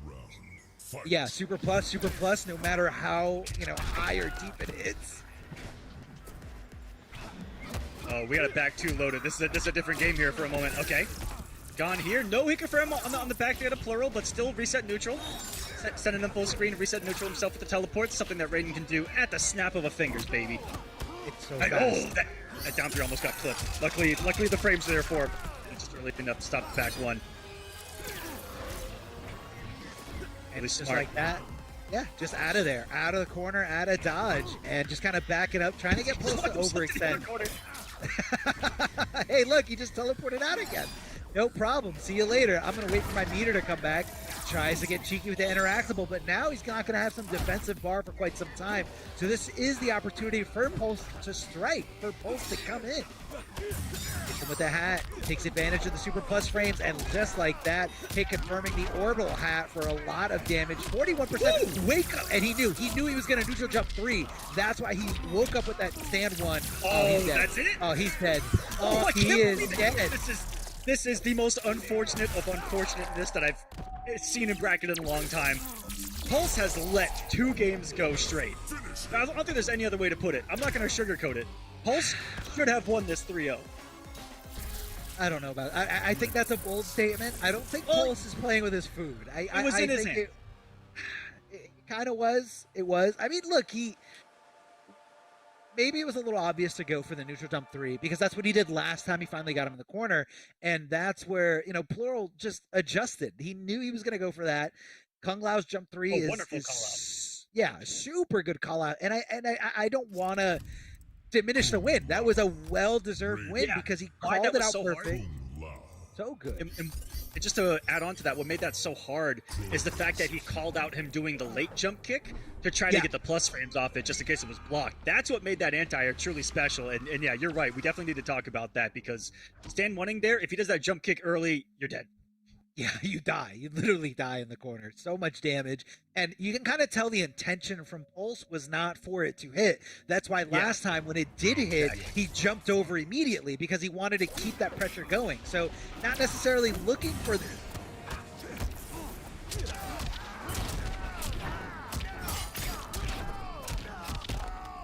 Gonna drop first blood here off the knockdown. Whiffs the jump kick there. And here we go, pre-patch, baby. Nice loss block by Plural. Let's finally take a turn back, though. And now the throws have begun. Even God's guys out to take over here for a moment here. Reset all loving this by Plural. Something a little bit of a change up there as well. The slight walk back, which he knows has been working. He's actually dodged a lot of normals with that and immediately put out a forward 2. A little bit of a change up versus looking back and doing nothing. And this time called out by Pulse. Quick back and forth between the two on the post teleport game. Tries the anti-air, and there we go. Not working out this time around. It's going to be from Pulse. Doesn't jump this time. Keeps the pressure simple. Really smart, overextends with a jump kick once more. Plural calls it out. This is disgusting. If you would have canceled the fatal blow, that could have been it. All the mind games right now, ladies and gentlemen. Are you guys watching this? And from full screen to down, call out. I mean, he's your virginity does it for the fatal blow. Like blessings of Chronica, indeed. That was disgusting. I'm out of breath. You could Oh never my. test a god. My man threw the Hail Mary from downtown. The Tom Brady scores the touchdown. Match point now for Plural Might off of absolute insanity. Wallace blocking the jump kicks consistently too, the later that the set goes along. Trying to steal turns away from Pulse. Hasn't gotten clipped by many Omega hats, and this is gonna be all the damage. Pulse off no defensive bar. Gonna be guessing for his life. And not your turn there, if I'm not mistaken, off the forward two. Raiden's got those cheeky plus frames, man. Even there, you need to be careful about whiffing because you can walk back into the back one, put yourself in the same exact situation. And just like I was talking about, those hats not working out, keep Pulse alive. Whiffing those jump kicks, I don't know if he's missing dive kicks, trying to close the gap faster or what. Plural's got a health lead right now and a match point, ladies and gentlemen. Yeah, Even easily if could they- take it all There. right here. I came back. All right. Big back throw here. Good call out. Lots of swinging here. And Pulse with the right call, that jump in. And look at that. Able to connect another one afterwards. Kung Lao hits like a truck. He loves doing that neutral jump 3. Again, even though last time cost him the entire game, still willing to do it. Still willing to put it on the line here. That was a big read by Pulse right there to throw. Because we know Plural was probably looking for the jump in that situation, right? Throw is most dangerous when you know that your opponent is respecting something. Yeah, look at these backdashes though. It's got a sick animation. Oh yeah, really, really nice. And again, it's all about the movement. It's all about spacing, looking for things to whiff here. It just is the torpedo to get out of there, get out of dodge, get over to the other side, kind of like a different teleport. Trade, I don't know whose favor that was in, but Raiden willing to kind of walk back. And like you said, Aquaman, he loves to whiff punish. That is what this character is built for. And that's why he's, not trying to go in and swing with these crazy, down ones over and over again. Oh, and he sniped them again. Guaranteed 300 here. 286. One more for Plural, and the lightning bolt to the face is going to secure the victory. Plural Might, ladies and gentlemen, advancing in this top 8. Styling on us here. I love the reference here of this friendship. I just love that friendships are in the game again. I mean, it's just so awesome. And yeah, big, well deserved victory here, because that was a lot of like down to the wire, like very, very close. I love how you're grooving there. A lot of very close. It's a good song, the friendship song. A lot of down to the wire decisions, and it came out in his favor at the end. Pulse, really, really good player, phenomenal. Whether you're talking about offline or online, a lot of great wins, and I know he's itching for competition, no matter where it is. Streaming a lot, so big shout outs to Pulse. But unfortunately, this is the end of Pulse's run here. One goon down, and let's see how Plenty many more to go here on the night, that's for sure. But Pulse got some really good points with that top 8, right? He was sitting in 18th. That definitely should bump him up a little bit, because I don't see a lot of these other players getting this far in this particular bracket. He's going to get a good jump. If he can have 2 good final weeks, we could be seeing Pulse's name again. But Plural Might, that was some good Raiden gameplay. We didn't see one. Did we see one back 1-2 grab? Not a single one. And he was so good at hit confirming. Almost no overextensions besides the panic in game number 1 where he did do the down 1 storm cell. Other than that, it was stupidly solid Raiden play. And I mean stupidly solid. I'd be angry trying to look for an opportunity to have a punish, something against this Raiden, but it was so smart. And he really found his groove at the end of kind of doing that in and out with Raiden, where he'll do the back 1 too far, teleport, try to snipe you with the forward 2, and it all just started working at the end, clicking. He capitalized off of some execution errors of Pulse and off of some decision making of Pulse at the end of some of those rounds. That's for sure. Yeah, and then it. You say that was a panic situation with the down 1. I mean, I feel like it was with the down 1 into the. Hey, if it works, underweight. yeah. It's a Hail Mary. No. It was a Hail Yep. Mary. it was a last ditch effort because he felt like if I play the neutral anymore, one stupid down 3 or down 1 is going to kill me. Let me just go for this. Yep. I've got, I it's 100% it's a respect. 50. Yeah, yeah. I mean, if it works, I die anyway. If it doesn't work, I, get this crazy upset, this crazy win. But he was able to stay focused, and I think that's what it came down to for Pluralmight. Being able to stay focused in those bad situations. He lost that first game. Felt like he had to, dig deep into the barrel of mix-ups or gimmicks, and it still didn't work. But he didn't let it phase him. He kept the composure strong, kept the focus, and able to come back. And another point where where it could have been a really tilting situation, a really awful situation for somebody, is getting thrown 4 times in a row when you're in the corner. That would have destroyed some of the toughest competitors I've known over the years of playing fighting games. I would have And woken up down two so fast. It would have been the most. It would have been the quickest down two of my life if I was in that situation. But Plural still finding a way to win that round is just magical. And also we got a little bit more magic as we saw the time orb on Kronika's Keep actually snipe Kung Lao from full screen, and it was actually pretty smart. 9 times out of 10, Kung Lao is going to be airborne. And that was actually a pretty smart move at the end, and the cool conversion that he made up on the fly into Fatal Blow, getting the win. It was just crazy. Pluralmight, hype to watch in this top 8. I love to watch. I don't want to say Raiden's like a super underrated character, but you can definitely not deny that that's a character we don't see too much, in competitive play. But now that you have custom variations, giving it a little bit more options, I feel like for the most part we're seeing the same thing. I think that teleport is really, really good. It's just a great tool to kind of keep Raiden in that comfortable situation in neutral, whether he can teleport and stay away from you as a defensive mechanic, or if he can kind of teleport and get offensive. If you're trying to go for like a projectile, he can react, teleport, full combo punish. And I just love seeing it. I want to see more characters that we don't see a lot of. And I think there's still a lot of things that are yet to be discovered in this game, and this, with this vast options of customizable moves, different combinations that just kind of define these characters. And I really want to see this run from Plural go the distance here. I want to see and it. we've definitely been seeing a couple of these characters kind of creep up on us in these brackets, and I'm loving it. I want to see more of it. We got Frost and Raiden in this top 8. I mean, I think that statement alone kind of says it all. Frost in this top 8, Raiden in this top 8. That's pretty awesome, even from a viewer standpoint. And it's going to be good. We've only just begun. Round 1's out of the way. We've got round 2 coming up. We got winners finals. We got losers round number 2. We're going to be right back, guys, with some more Mortal Kombat action right here. Pro Competition East, week number 6. We'll be back. NA East number 6. My name is David, and of course, with me still is Miguel. What's up, everybody? I just want to remind you all that we are, of course, brought to you by the PlayStation 4. Let's check it out. As you recall, PS4 tournaments are presenting us. You can check out the PS4 Tournament Open Series. That's where weekly competitions for all skill levels happen. You can compete against your friends. You can compete against your rivals. You can visit the PlayStation 4 Competition Center at compete.playstation.com and sign in with your PSN ID. You can easily see a list of available PS4 tournaments to sign up, so please check it out. There's a lot going on in the Mortal Kombat community these days, and this is a huge, huge part of it.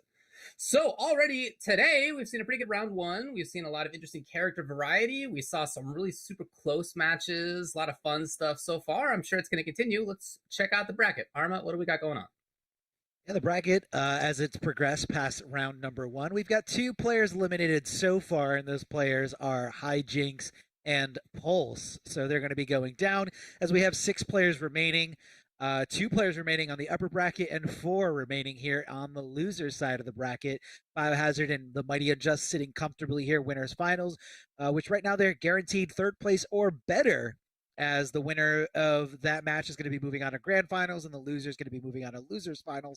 But if you look a little bit lower here, we've got 4 competitors in the Shark Tank on the brink of elimination. Down here, Deadly Rebel versus Honeybee and Tweety versus Pluralmight. and whoever loses those matches are going to be eliminated, taking home 5th place. But either way, they're going to be getting a lot of points here, and that's what it's all about, getting points to qualify for that sub-regional finals that's going to be happening a little bit later this year. Going to be $10,000 on the line, and seeding is a very, very big factor in terms of what tournament path is available to you. So right now, seed number 1 is Honeybee, who does find himself on the brink of elimination down here. He's going to be going up against Deadly Rebel. Deadly Rebel, we saw incredible Frost play a little earlier. Not enough to take over the Mighty Unjust, but still, let's see if Honeybee has the know-how on how to deal with that character, just the way we saw Mighty Unjust dealing with it. Swinging at the right opportunities, fighting back, looking for throws, just to avoid that rolling head, frozen, exploding bomb thing. Still don't know what it's called. Tweety. Tweety, we saw in a very heartbreaking, honestly, as a Tweety fan, it was a really, really big heartbreaking situation where he dropped the game set winning combo against Biohazard in the corner. Was able to bring it back for game number 5, down to the wire, round number 3, but still not able to take it over Biohazard after, letting that opportunity slip through his fingers. So, really tough to see those guys down in the lower bracket, but that is a do or die situation here. Yeah, and it's getting to be do or die when it comes to the points overall, which you were just talking about, right? As you mentioned, B's in a great position. Got some other players who are in a good position here. Biohazard's in a good position. Unjust is in a good position. You got others who are on the complete opposite side of this thing, though. Some who are not yet into that top 16, which is where you need to be. Rebel is one of those. Came into this weekend 19th overall. Now, he's going to have more points just already, right? But he needs to do better than that in order to shore things up. Tweety, it was kind of in a similar position. So before last weekend, he hadn't made it far in one of these events, and he was struggling for points. And even now is coming to this 11th in points. So that's a big deal. It's a big part of this. Something absolutely to watch for. Super cool to see that we are in fact going to have the Frost versus Devora, a couple of characters that you don't get to see as often as I think we'd like. They're super fun characters to watch. A lot of unique aspects to them, but we are in fact going to see it here in round number 2 of North America NA number 6. Yeah, really, really cool to see Frost. It's been a very, very long time, but really love seeing that. Deadly Rebel taking this character to a whole new level here. Trying to poke out there, but Devora doesn't bite. Does bite, however, with that auger, as that auger comes out. Down forward, trying to push her back into it, but Honeybee, anticipating the bomb to hit. So he was definitely holding on the block, which left him susceptible to a throw. Here comes the teleport out of nowhere, like nothing is at risk here. Honeybee swinging back, amplifying that special move to make sure it's nice and safe. It's a bit of a turn still here for Deadly Rebel. Still has space mid-range. He has to be cognizant always of the threat of that teleport. That's going to be a big threat to him, just pumping out heads. Yeah, you don't want to be maybe a chance of punish. It wasn't quite there. I'm surprised it teleported. That's what I'm talking about, right? I should put it up 4B, but that is part of the concern here. Yeah, I kind of felt like... I think maybe made her not land on it? That was wild. Yeah, very, very strange exchange here. And just like that, Honeybee hit confirming like nothing. Right to that fatal blow, going to be coming off that finite resource. But, either way, it's okay. He gets the round, getting the momentum on his side. And, we talked about Frost, which she is. She is a high momentum based character here. When she's got that rolling head equipped, you don't want to be on the wrong side of constant guessing over and over again. Actually a punish right there. I mean, was he doing it on reaction? No, but it did nevertheless catch her in the down 4 whip recovery. That was sick. Just shows a good presence of... create a little bit more pressure for himself out of this. Yeah, good presence of mind coming out of Honeybee. Very, very knowledgeable of what the opponent is trying to do, when they're trying to block, when they're not trying to block. A lot of things on the ground here. Oh, catching him blocking here. Forward throw. Honeybee continuing the... Oh, I thought he was going to get that nice conversion. Again, it turns to what a call from Honeybee. That was amazing. Trying to press. Rebel now with a big opportunity. He's got the corner there. There it is. A little battle. Even chip damage is a big threat right now for Rebel. And something happened. Pressuring a little bit here. He'd love to get a head out. I don't think he'll get a chance. Maybe now. No, instead B swipes in just at that exact moment for game number 1. Yeah, I don't think Honeybee was really sweating it in that instance, but it was kind of like it was a tough thing to see Deadly Rebel be in that situation where like he didn't want to apply heavy pressure, like heavy offense, because he didn't want Honeybee to just like check him with down one into the bug sting that he can amplify and keep safe, while also doing a lot of chip damage, multiple hits. But he also didn't want to give him breathing room where Honeybee could just kind of throw down the Oki bug or the bug that hatches slowly, thus giving Honeybee the opening. So it was just a really tough spot to see Frost in because she couldn't stay away and she couldn't go in. It was a losing situation either way. So Deadly Rebel down 0-1. His favorite breakfast in the world is French toast. Can you believe it? Oh, versus honeybees. that's right. Bacon and eggs. The big bacon and eggs fan, as many other people are, as we'll get to. It was an important topic of conversation before this. Super Rebel fair. coming out swinging. But instead, B finding the opportunity, jumping in. He'll build a little bit of pressure after this again as well. Okay. Rebel, and now he's expecting the breakaway. It didn't come, but instead, as B loves to do with the neutral jump, gets blown up. Maybe Trying to having do expected something ahead? Possibly, yeah. I think he was expecting, that. He was trying to swing back. What an anti-air here from Frost. A lot of people say she's got one of the best anti-airs, just in fact of like the way it lowers her hurt box. Sure. So it's just Great angle on it. perfect. Yeah, super good angle. Lowers the hurt box, and she can actually get some really nice things, especially a setup into a rolling head. Looking for some kind of jump in, but Devora, Honeybee, not giving it to him. Instead, giving him the back throw to take control of this situation. Doesn't want to be back up against the ropes. Honeybee swinging, trying to get out of the corner, but Deadly Rebel trying to push him back in, trying to swing at his turn. Going right under there. I didn't know that had any kind of low-profile ability there.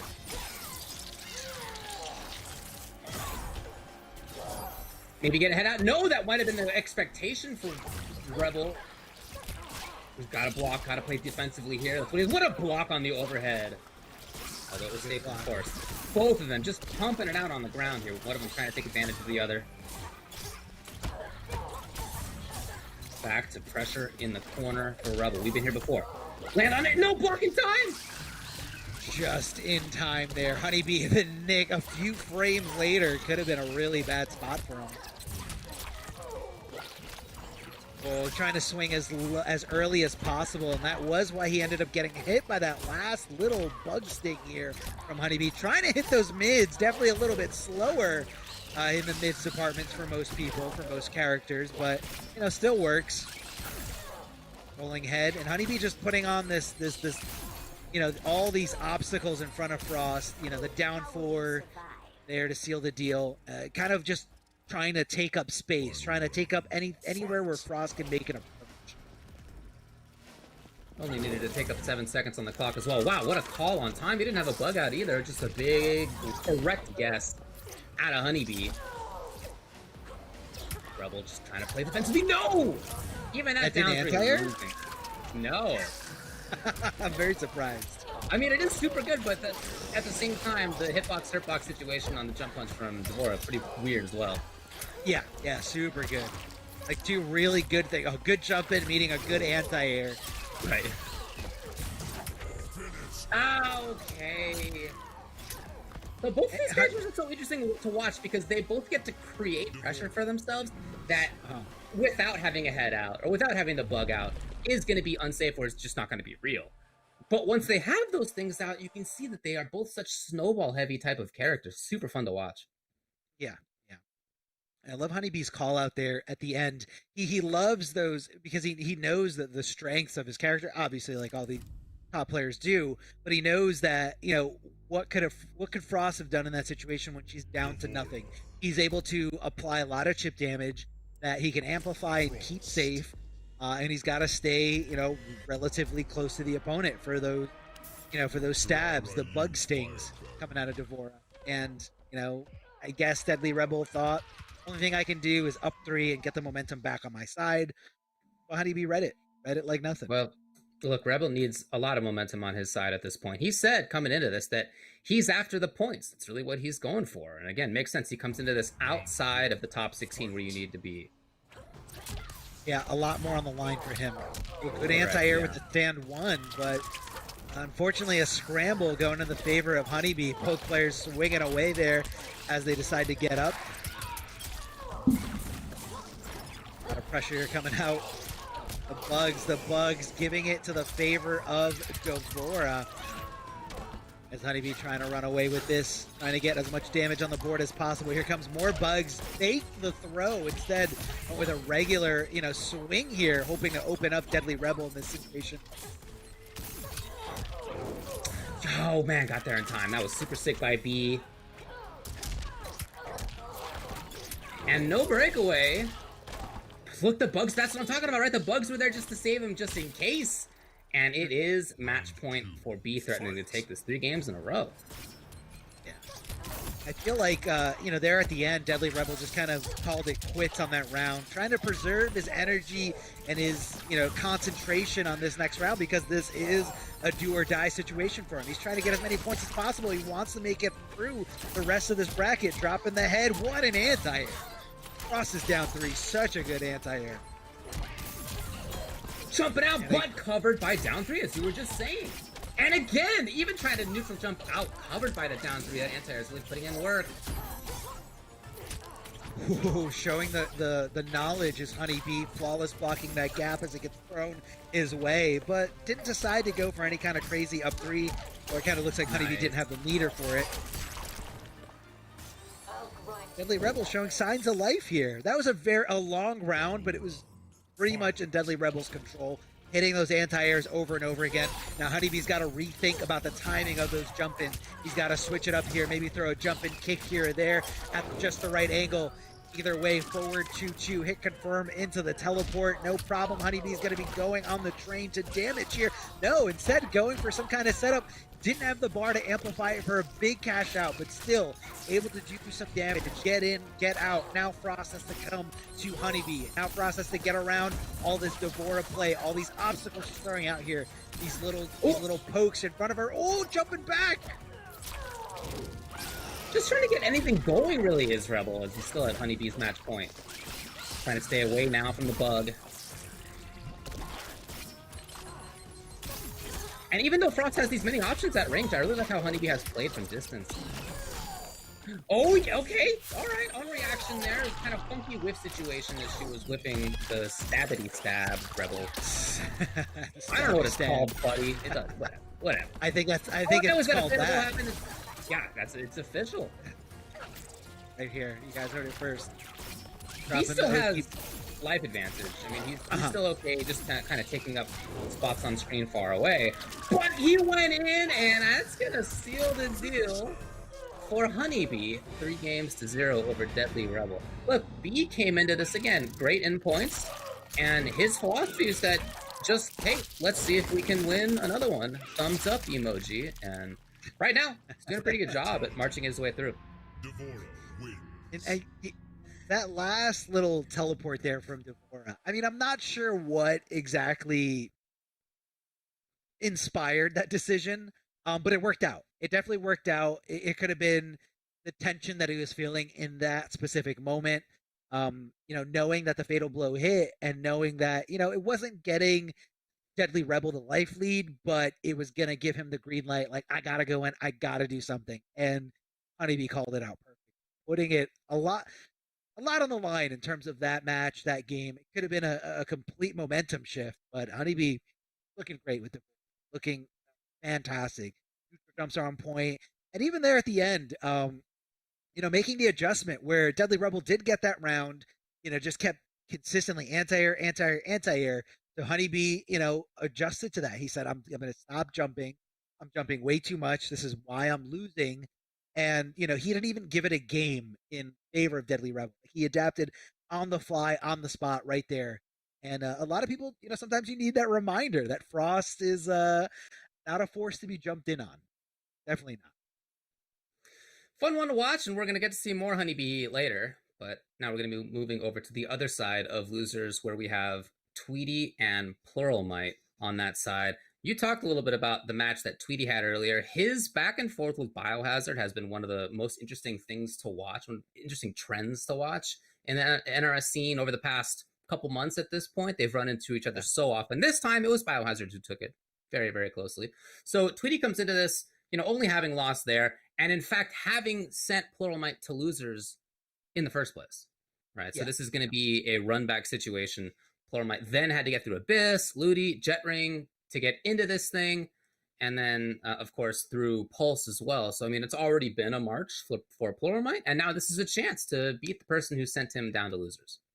Yeah, no, it would definitely be a satisfying thing to just, and I hope that Pluralmite, figured out why he lost to Tweety earlier on the winner side, and that's something that you can lab. Like, a lot of people don't anticipate to run into their opponent or even have time to lab between, when you lose to an opponent where you could possibly play them again, whether that's in grand finals or whether that opponent gets knocked into the lower bracket with you. But if there was ever an opportunity to lab something right after it beats you, that was a clear indication of when that could have been successful. Well, let's see what happens. Obviously, I didn't see the match as it wasn't played on this stream. We're only streaming top 8. But, I really wonder what that defining factor was. I mean, it could have just been pure dominance, as Tweety is known as one of the best Mortal Kombat 11 players out there. But Pluralmite is definitely the underdog in this situation. David, I know this week, I just wanted to throw a little attention to this week's survey. Now, David, I know you went out there and asked some interesting questions to all these players. I know you're excited to talk about it. Dude, every week I try to ask the players for some kind of quote. Give me like some trash talk. Give me something that shows the people who are watching a little bit more about your personality. Like, I want to share who you are with everybody out there. Well, that basically never worked. So instead, I'm taking a different tack on this at this point. I want to know what your favorite breakfast food is. Arma, what do you got?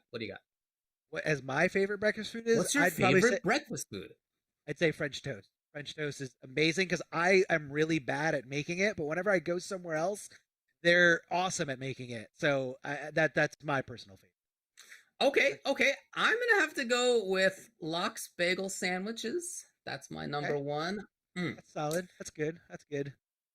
Let me talk to you about what some of these players picked. So Tweety's favorite is coming up right now, specifically the bacon crunch wrap from Taco Bell with extra jalapeno sauce. The whole thing. That's what he's got to have. For Biohazard, it was bacon and eggs. Deadly Rebel's a French toast fan. You and he getting along. Okay. Mighty Unjust is a Fruit Loops fan. It's only cereal mentioned. Hijinks is a bacon and egg on cheese on a roll. So a little bit of a variation there. We got bacon and eggs for Honeybee, Pluralmite with pancakes, and then waffles for Pulse. What does that tell you? We have at this point Pluralmite pancakes fan versus Tweety bacon crunch wrap fan. What does that tell you about this matchup? About this matchup, Tweety is a man who is not afraid to go out and just pick the best. So he's ready to pick Gira's, pick that top tier character, and also pick a very even though it's not very unique, a lot of people are eating Taco Bell for breakfast. Tweety is also willing to enjoy the same thing. So he's willing to enjoy a top tier meal. I definitely agree with that decision. Taco Bell, super good. Interesting to see Pluralmite chase in this way. Most of the time when I see him, there's a lot of backing off, and that's what we saw a bunch of from him in the last round too. But he tried to chase at the beginning, and Tweety wasn't having it. No, definitely not having any of that here. Tries to hit that forward knee.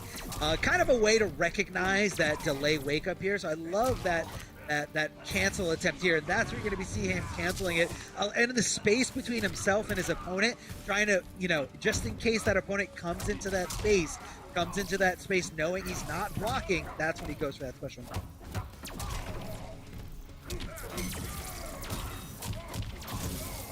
Tweety holding onto the bar right here as well. Waking up just having to deal with the projectile. There's a Raiden. Oh, fist no longer ready to go. There it is. I love that he waited specifically for Sandtrap to get the charge back up. And now he's blocked a few. He's going to be a threat. Oh, not quite. Solid anti-air. I love the idea, right? Pluralmite. waiting specifically to charge up whatever the Raijin variation special move is called. What a whip punish too! Oh my god. He's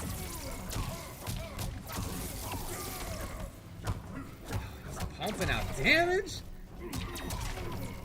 Yeah, these cancels are very strange, and I don't know if this is the variation that he went for against Tweety when they played. Oh. Talking about 6 frame special right there, blowing up situations that, you know, nothing in the game other than that will punish. David, so if you didn't not just like kind of space control, right? Walking around at the right times, charging it up at the right times, but then also in pressure. Plural made it happen very convincingly in game 1. I mean, yeah, convincingly. If you didn't tell me that Tweety beat him and Tweety was the one that knocked him into the lower bracket, there's no way I would have guessed that. There's no way I would have even thought that with how dominant he looked there in that round number 1. It could have been a variation change. This is a different variation loadout that we've seen Pluralmite playing so far in this top 8. I don't know what he played against Tweety, but you know, this could be something different, maybe something that, you know, once he lost to Tweety, he said, you know, I should have tried this. I might have found more success with this different variation to kind of deal with these things. Or it could have been something that he developed and cooked up in the lab. Like, oh, I can deal with Geras' jump in, you know, when I'm playing at this range because I can anti or stay on 1 so easily. So I'm really, really looking forward to how this adaptation, you know, goes. Out the gate with that forward knee. Yeah, remember last time Pluralmite's the one who started out chasing, and this time Tweety got there first. So already just a clean 350, no big deal. Nice, beautiful. Love it, loving it. Yo, he's making this look actually pretty tough for Tweety, I would say, right? Oh yeah, Can't usually throw a stand trap. You're in trouble on pressure. Some of your important strings are punishable by the charge once it is charged. Like this is, well, Tweety's got a big chance. All that said. Oh yeah, we're gonna see an armor break. No, not deciding to break away here. Popping in down to the wire. 1 throw could seal the deal if he gets in there. Never mind. Now, did Tweety hit confirm that? I don't think so. I think he was willing to just bet it all on 1-1 low. 1-1 low stand trap, which is super punishable by anybody in the cast. So yeah, and he does it there again. So good call out by Tweety either way. It wasn't the mix-up wasn't necessarily the factor that won in that game, but it was a right decision either way. What a punish. What a punish coming out of Pluralmite. Shimmy, shimmy, shimmy, shimmy. Thought the throw was coming, but instead, here comes the mids. Here comes the big knee right to the face. Big overhead coming for Tweety, and Tweety hitting that launcher. Gonna be choke slamming him through the sands of time. Cashing in big here. 40%, not enough to kill, but definitely enough to put him in a really bad spot. Here comes that knee. Look at it. Yeah, always taking his turn was Tweety, even stealing a turn in a couple situations. And that was huge. So even if Raiden can do some great stuff if he's in the air when there's a sand trap, if he has the charge already and then Geras is trying to pressure, like there's obviously things he can do in this matchup. All that said, if Geras is in your face, pressing buttons at the right time, finding hit confirms, one of them's into 350, the next one's into 400, there's not a lot of margin for error. No, definitely not. I don't see it, you know, for any wiggle room there. Like, you gotta be on point. Have to be on point.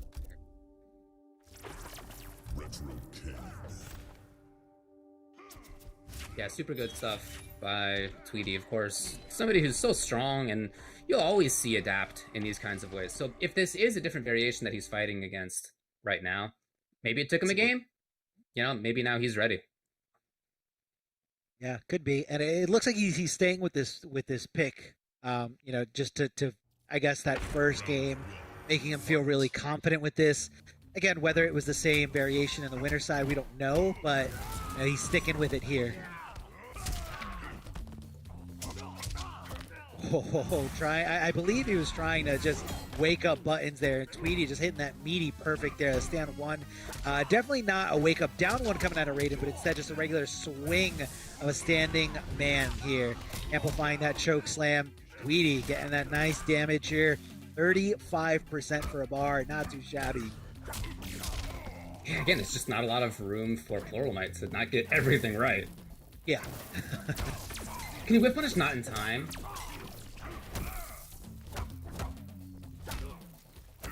A little interruption too. It was not immediate. I love the timing. Pluralmite charging up again. Ooh, Tweety Didn't not watching believe his- it. Yeah, imagine if you hit confirmed into something there. Yeah, that would have been tough, but would have been nice. Tweety's stuck in the corner. It's a big chance on punish. Yes, yes. Tweety's not going to miss that one. Yeah, and I guess normally there's more pushback on that move, Yeah. but because he was in the corner, it minimized it. He had nowhere to be pushed back to. So, you know, you got to really consider that when you're swinging with Raiden, or as Raiden.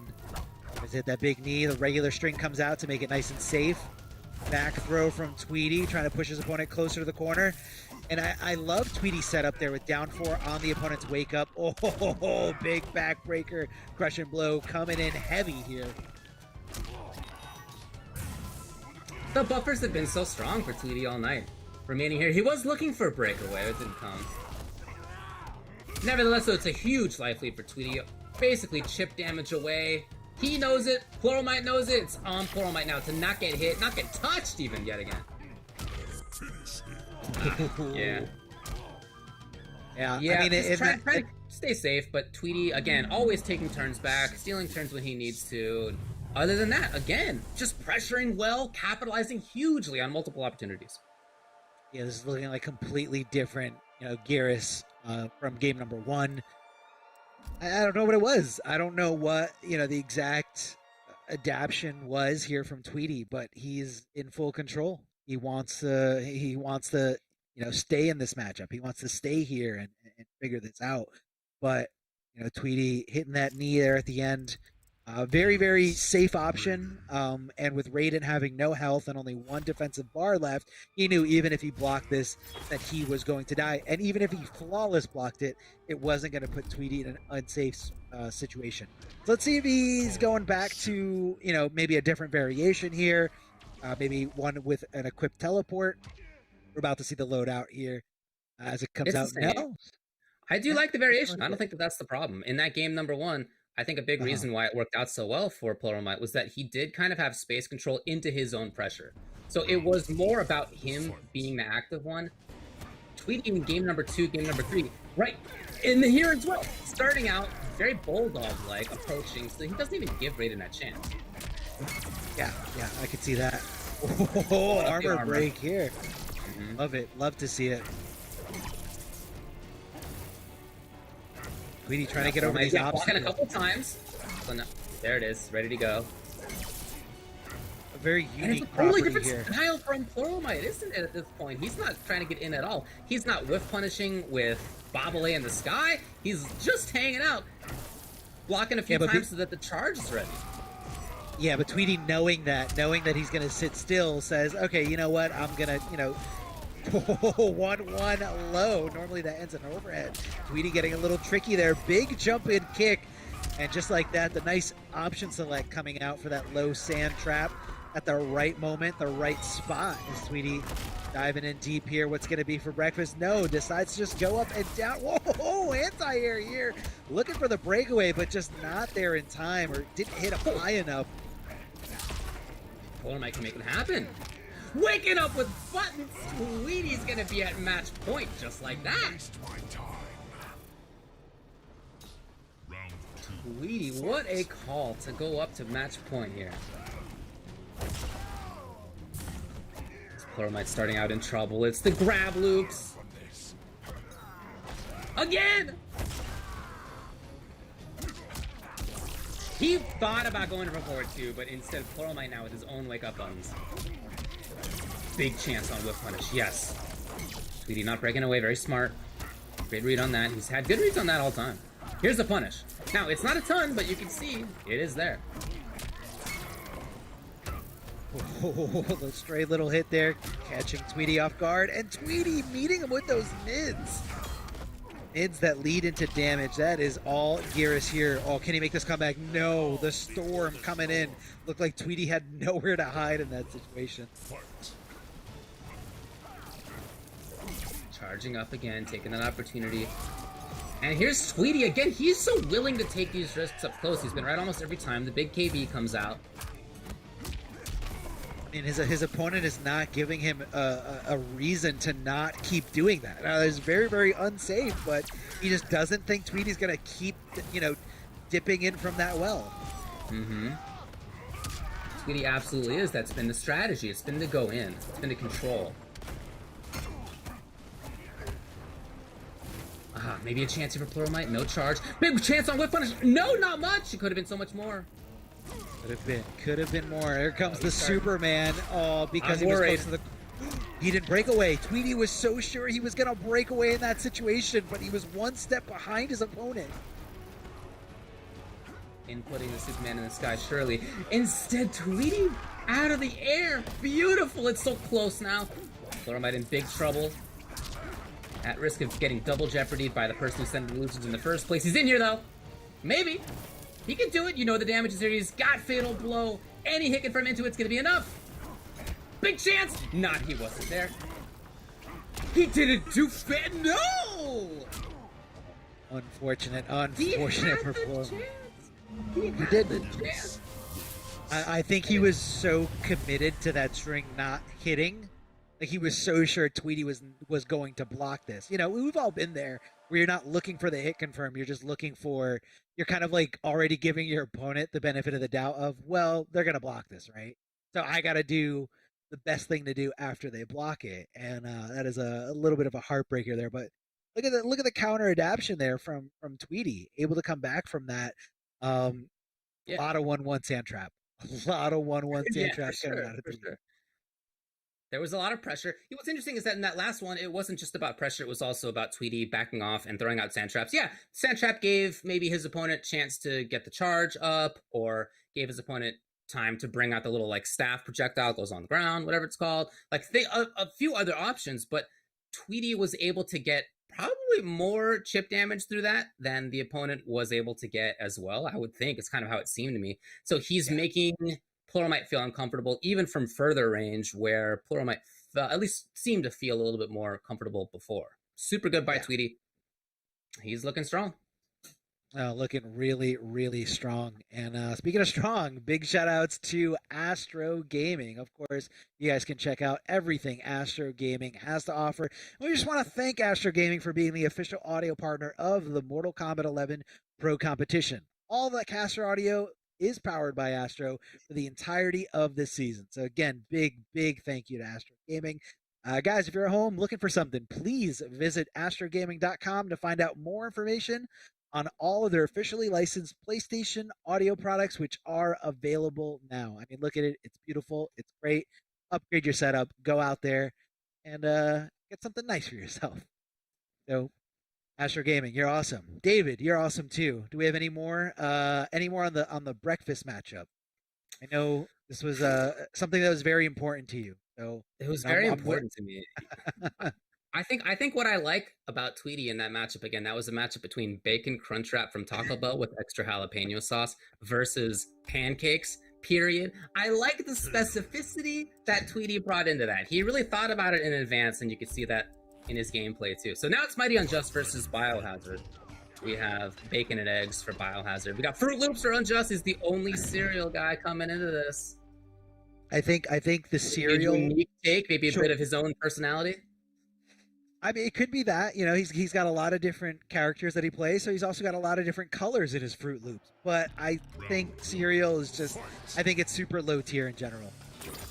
Wow. I'm not for cereal. Sorry. I'd rather take the effort of getting like something nice and warm, like bacon and eggs. Starting out hot here is Mighty Unjust. See that block? Did you see that block? The reaction from Biohazard, knowing that, and Mighty just tried to get tricky there. He tried to do the string that ends with a low, went with the overhead interactable instead. Easy confirm here for Unjust. He's gonna build a bit of corner movement for himself. I don't know how hard he'll go in. Yeah, he doesn't. Oh, tried it! That would have been sick.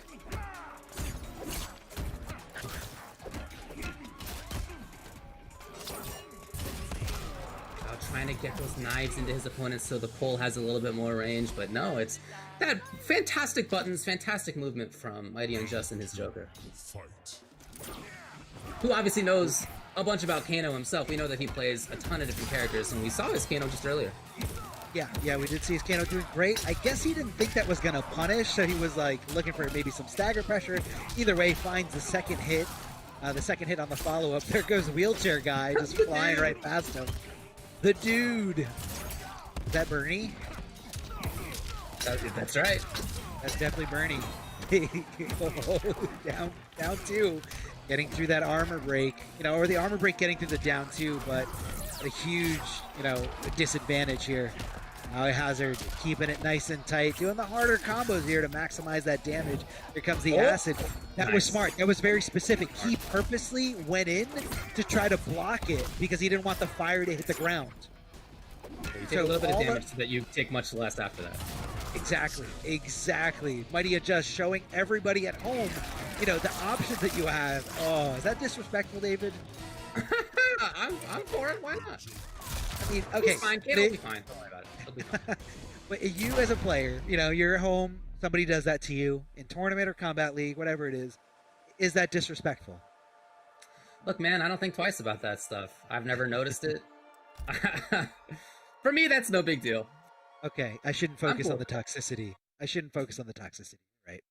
You're right. But no, Mighty Unjust showing everybody, that specific tech, and I feel like a lot of players panic in the corner against Kano, but I don't think that works at all ranges.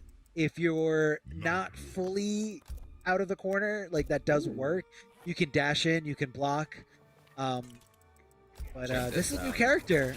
I can't remember if Biohazard has ever used this character. Yeah, I've seen him use this character a little bit just on his own stream, maybe in a couple of community events, but he plays it with Moonfall. He's got Command Grab, obviously. Hana's Wrath is in there to prevent meter spending. So it's an interesting take on the character. There's certainly some mobility in there. I love how you said obviously, because Biohazard always has a Command Grab. Obviously. He's literally not going to pick a character that doesn't. Well, maybe sometimes, but you know what I mean. Yeah, no, so no, now definitely. With that glow, there's no... Dude, okay. When Joker is glowing, there's not going to be big damage output from the compound, right? I think that's a big benefit to having this variation, if you can get Hana's Wrath on the opponent. Yeah, it's got to be on the opponent, which you can see right now, that yellow glow on Joker.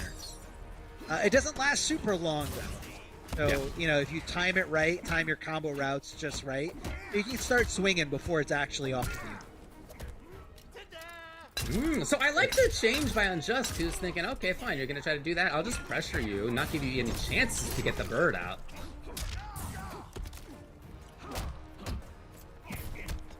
Love that stand for blocking the overhead there from the Mighty Unjust, recognizing it. That's pretty much Nightwolf's only mix-up, and he did it right there again.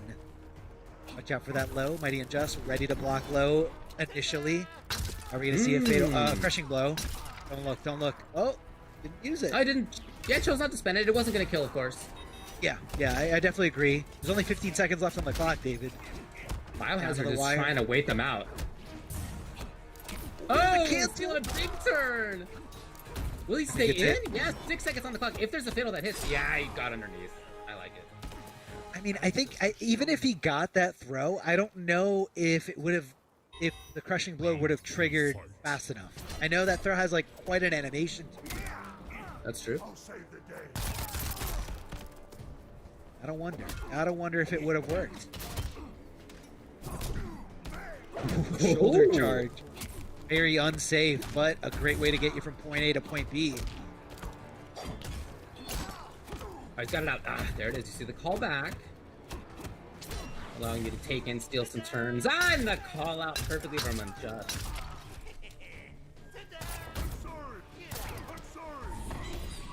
There's the bird.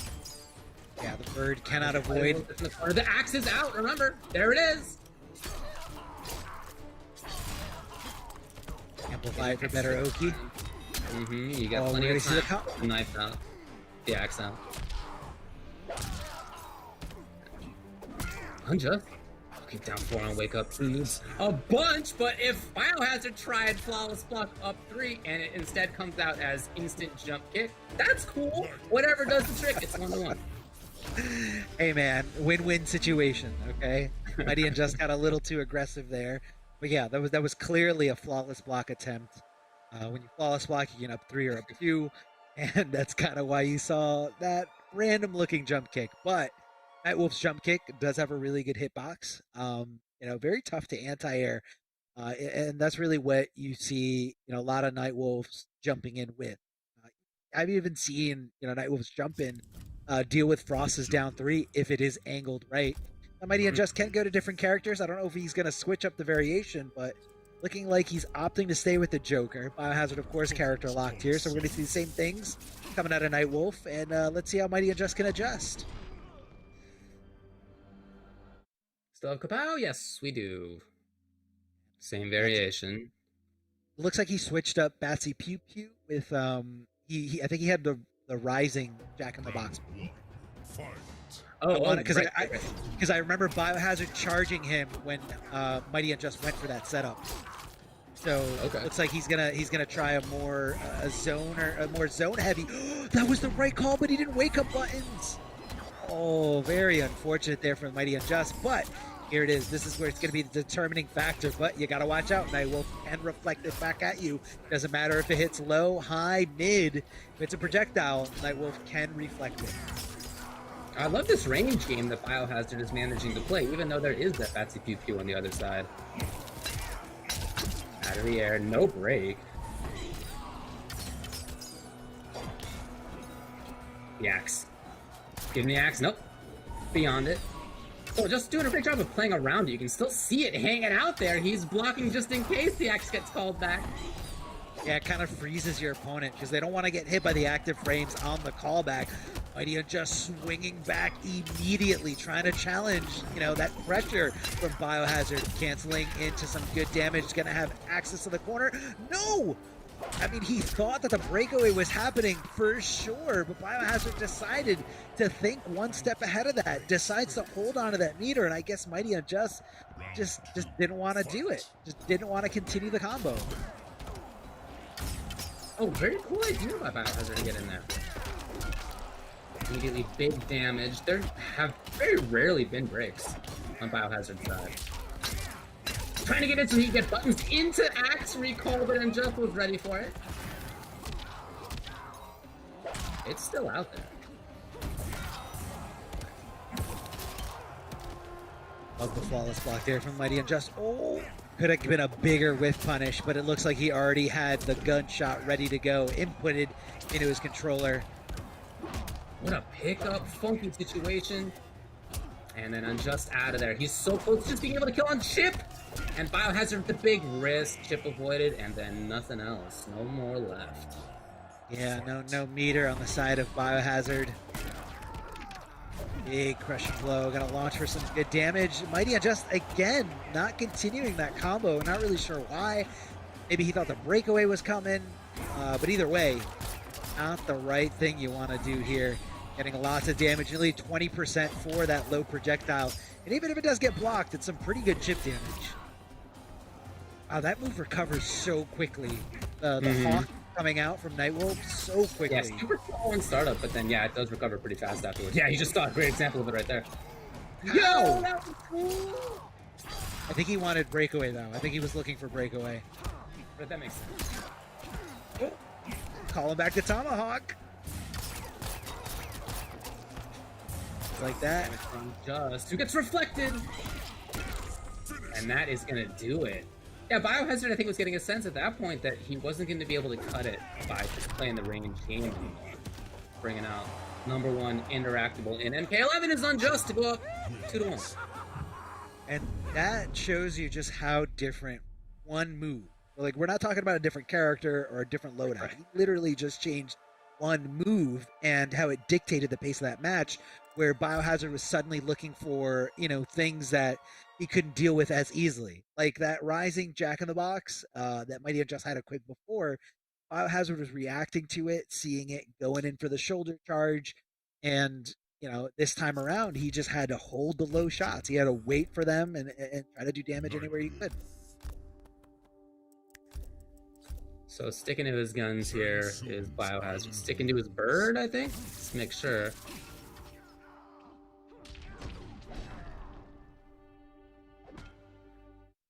Yep, looks like the same exact variation. Yeah, bringing it back to the Nightwolf. I do like a lot of what Nightwolf, his specific variation of Nightwolf, has to say in this matchup. I do think that it's cool how it gets to control things. It's cool how it can prevent Joker from doing 300-400 damage in more situations. Yeah, it definitely is interesting to see. I mean, we've seen the Nightwolf from other players before, but I just love people, recognizing that and being like, wow, that's actually really cool and useful.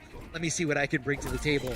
And, bringing a whole different move into it. The Tomahawk bring back, I've never seen that before. Oh, shoulder charge. Tries to hit the low, but Mighty just so good about his specific blocking patterns and being able to react to those lows and to react to those overheads. Biohazard now on the slow approach. Yep, but even trades there, I'm not sure those are great for Biohazard at this point. I mean, I think Biohazard was able to block that second shot, after the reflect. Again, another move that Nightwolf, recovers from. Oh, try to go crazy with the interactable. And Biohazard cashing in big. This does not scale a lot, so this shouldn't be enough to kill here. You got to watch out for that lightning bolt to just strike the Joker with a lot of damage here at the end. And Biohazard taking that momentum back on his side, feeling good about it, feeling good about sticking with this choice. He's looking for the long game. He's not looking for the short, the short game here, because Mighty Unjust can switch to a lot of different characters. Interesting Hawk spacing as well. The recall! It's a little bit of damage here, but I love the awareness that Bio has about where to pick up, how to pick up. That actually punished his rolled recovery. So that was a very specific, timing from Biohazard. Gonna be shutting the meter off with Joker.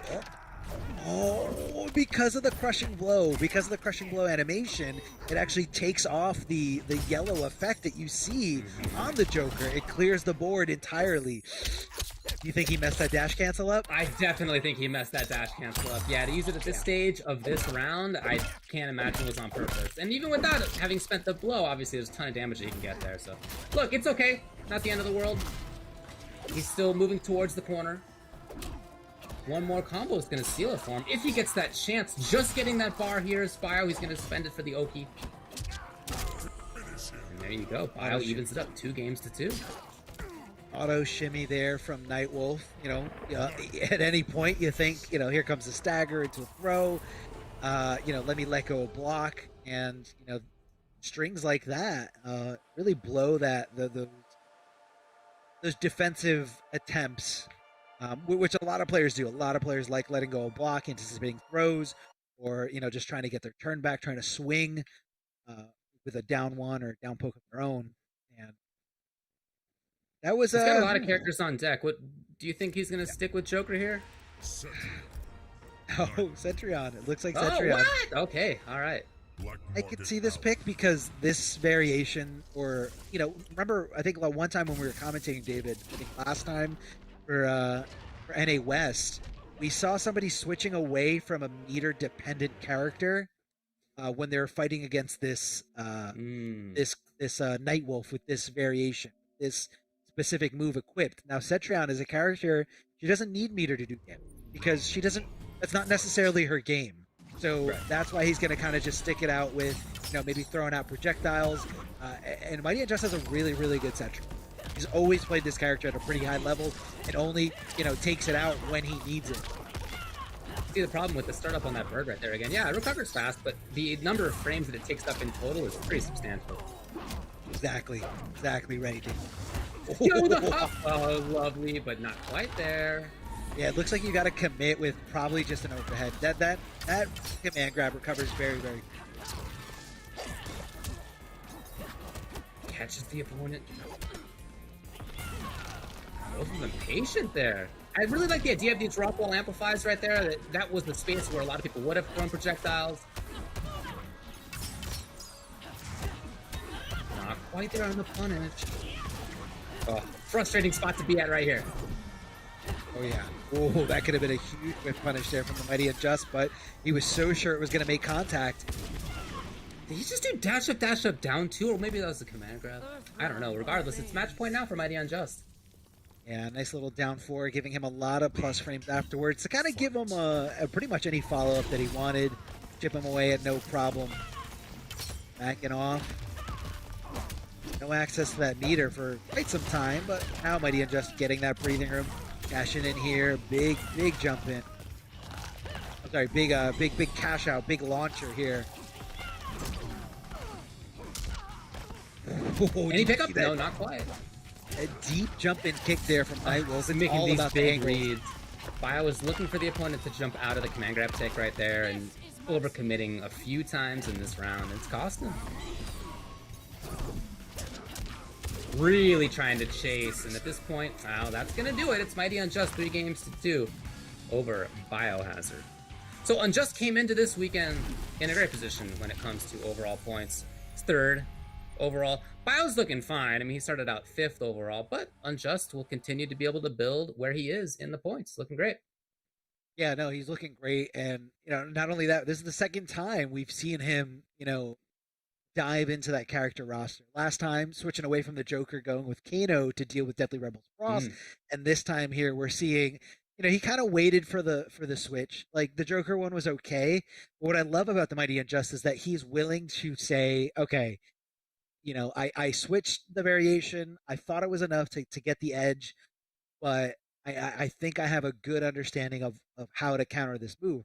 And as we can see, that move didn't really play much of a part against Cetrion because, most of the time she's on the other side of the screen from you. So she's like, okay, cool. I'm not using meter anyway. I'm throwing boulders, trying to teleport to counteract anything you're doing. And her access to damage is usually crushing blows, or she wants to leave you in a restand position where she's not using any bar. And so it was a really, really good decision for the Mighty Unjust. And now he's going to be sitting in grand finals, guaranteeing himself 2nd place or 1st place, and securing those points, getting a lot of points there on the board. I think he's going to be very close to, even hopping up there with Honeybee for, 1, 2, 3rd seed there, depending on how everyone else, pans out from it. But Honeybee was in this top 8 as well.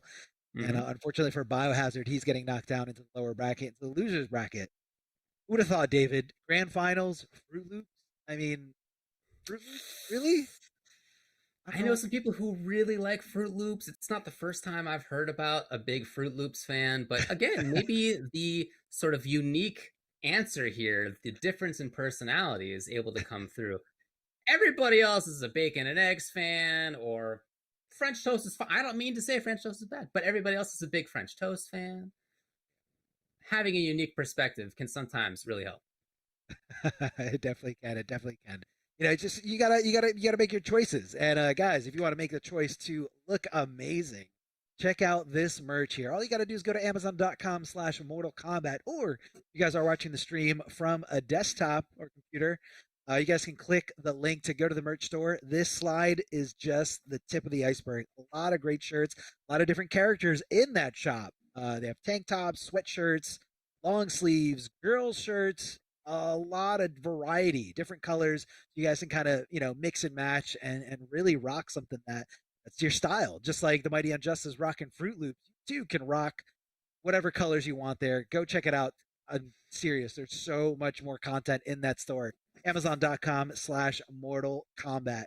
Check it out now. But in the meantime, we are going to be taking a break. And while you're on that break, you can check out the merch. Sit tight because we have a lot of great matches coming for you. Don't go anywhere. Welcome back, everyone, to the Mortal Kombat 11 Pro Competition North American League week number 6, baby. We are deep into this bracket. We've got losers, semifinals coming up. It's going to be Honeybee going up against Tweety with a lot on the line.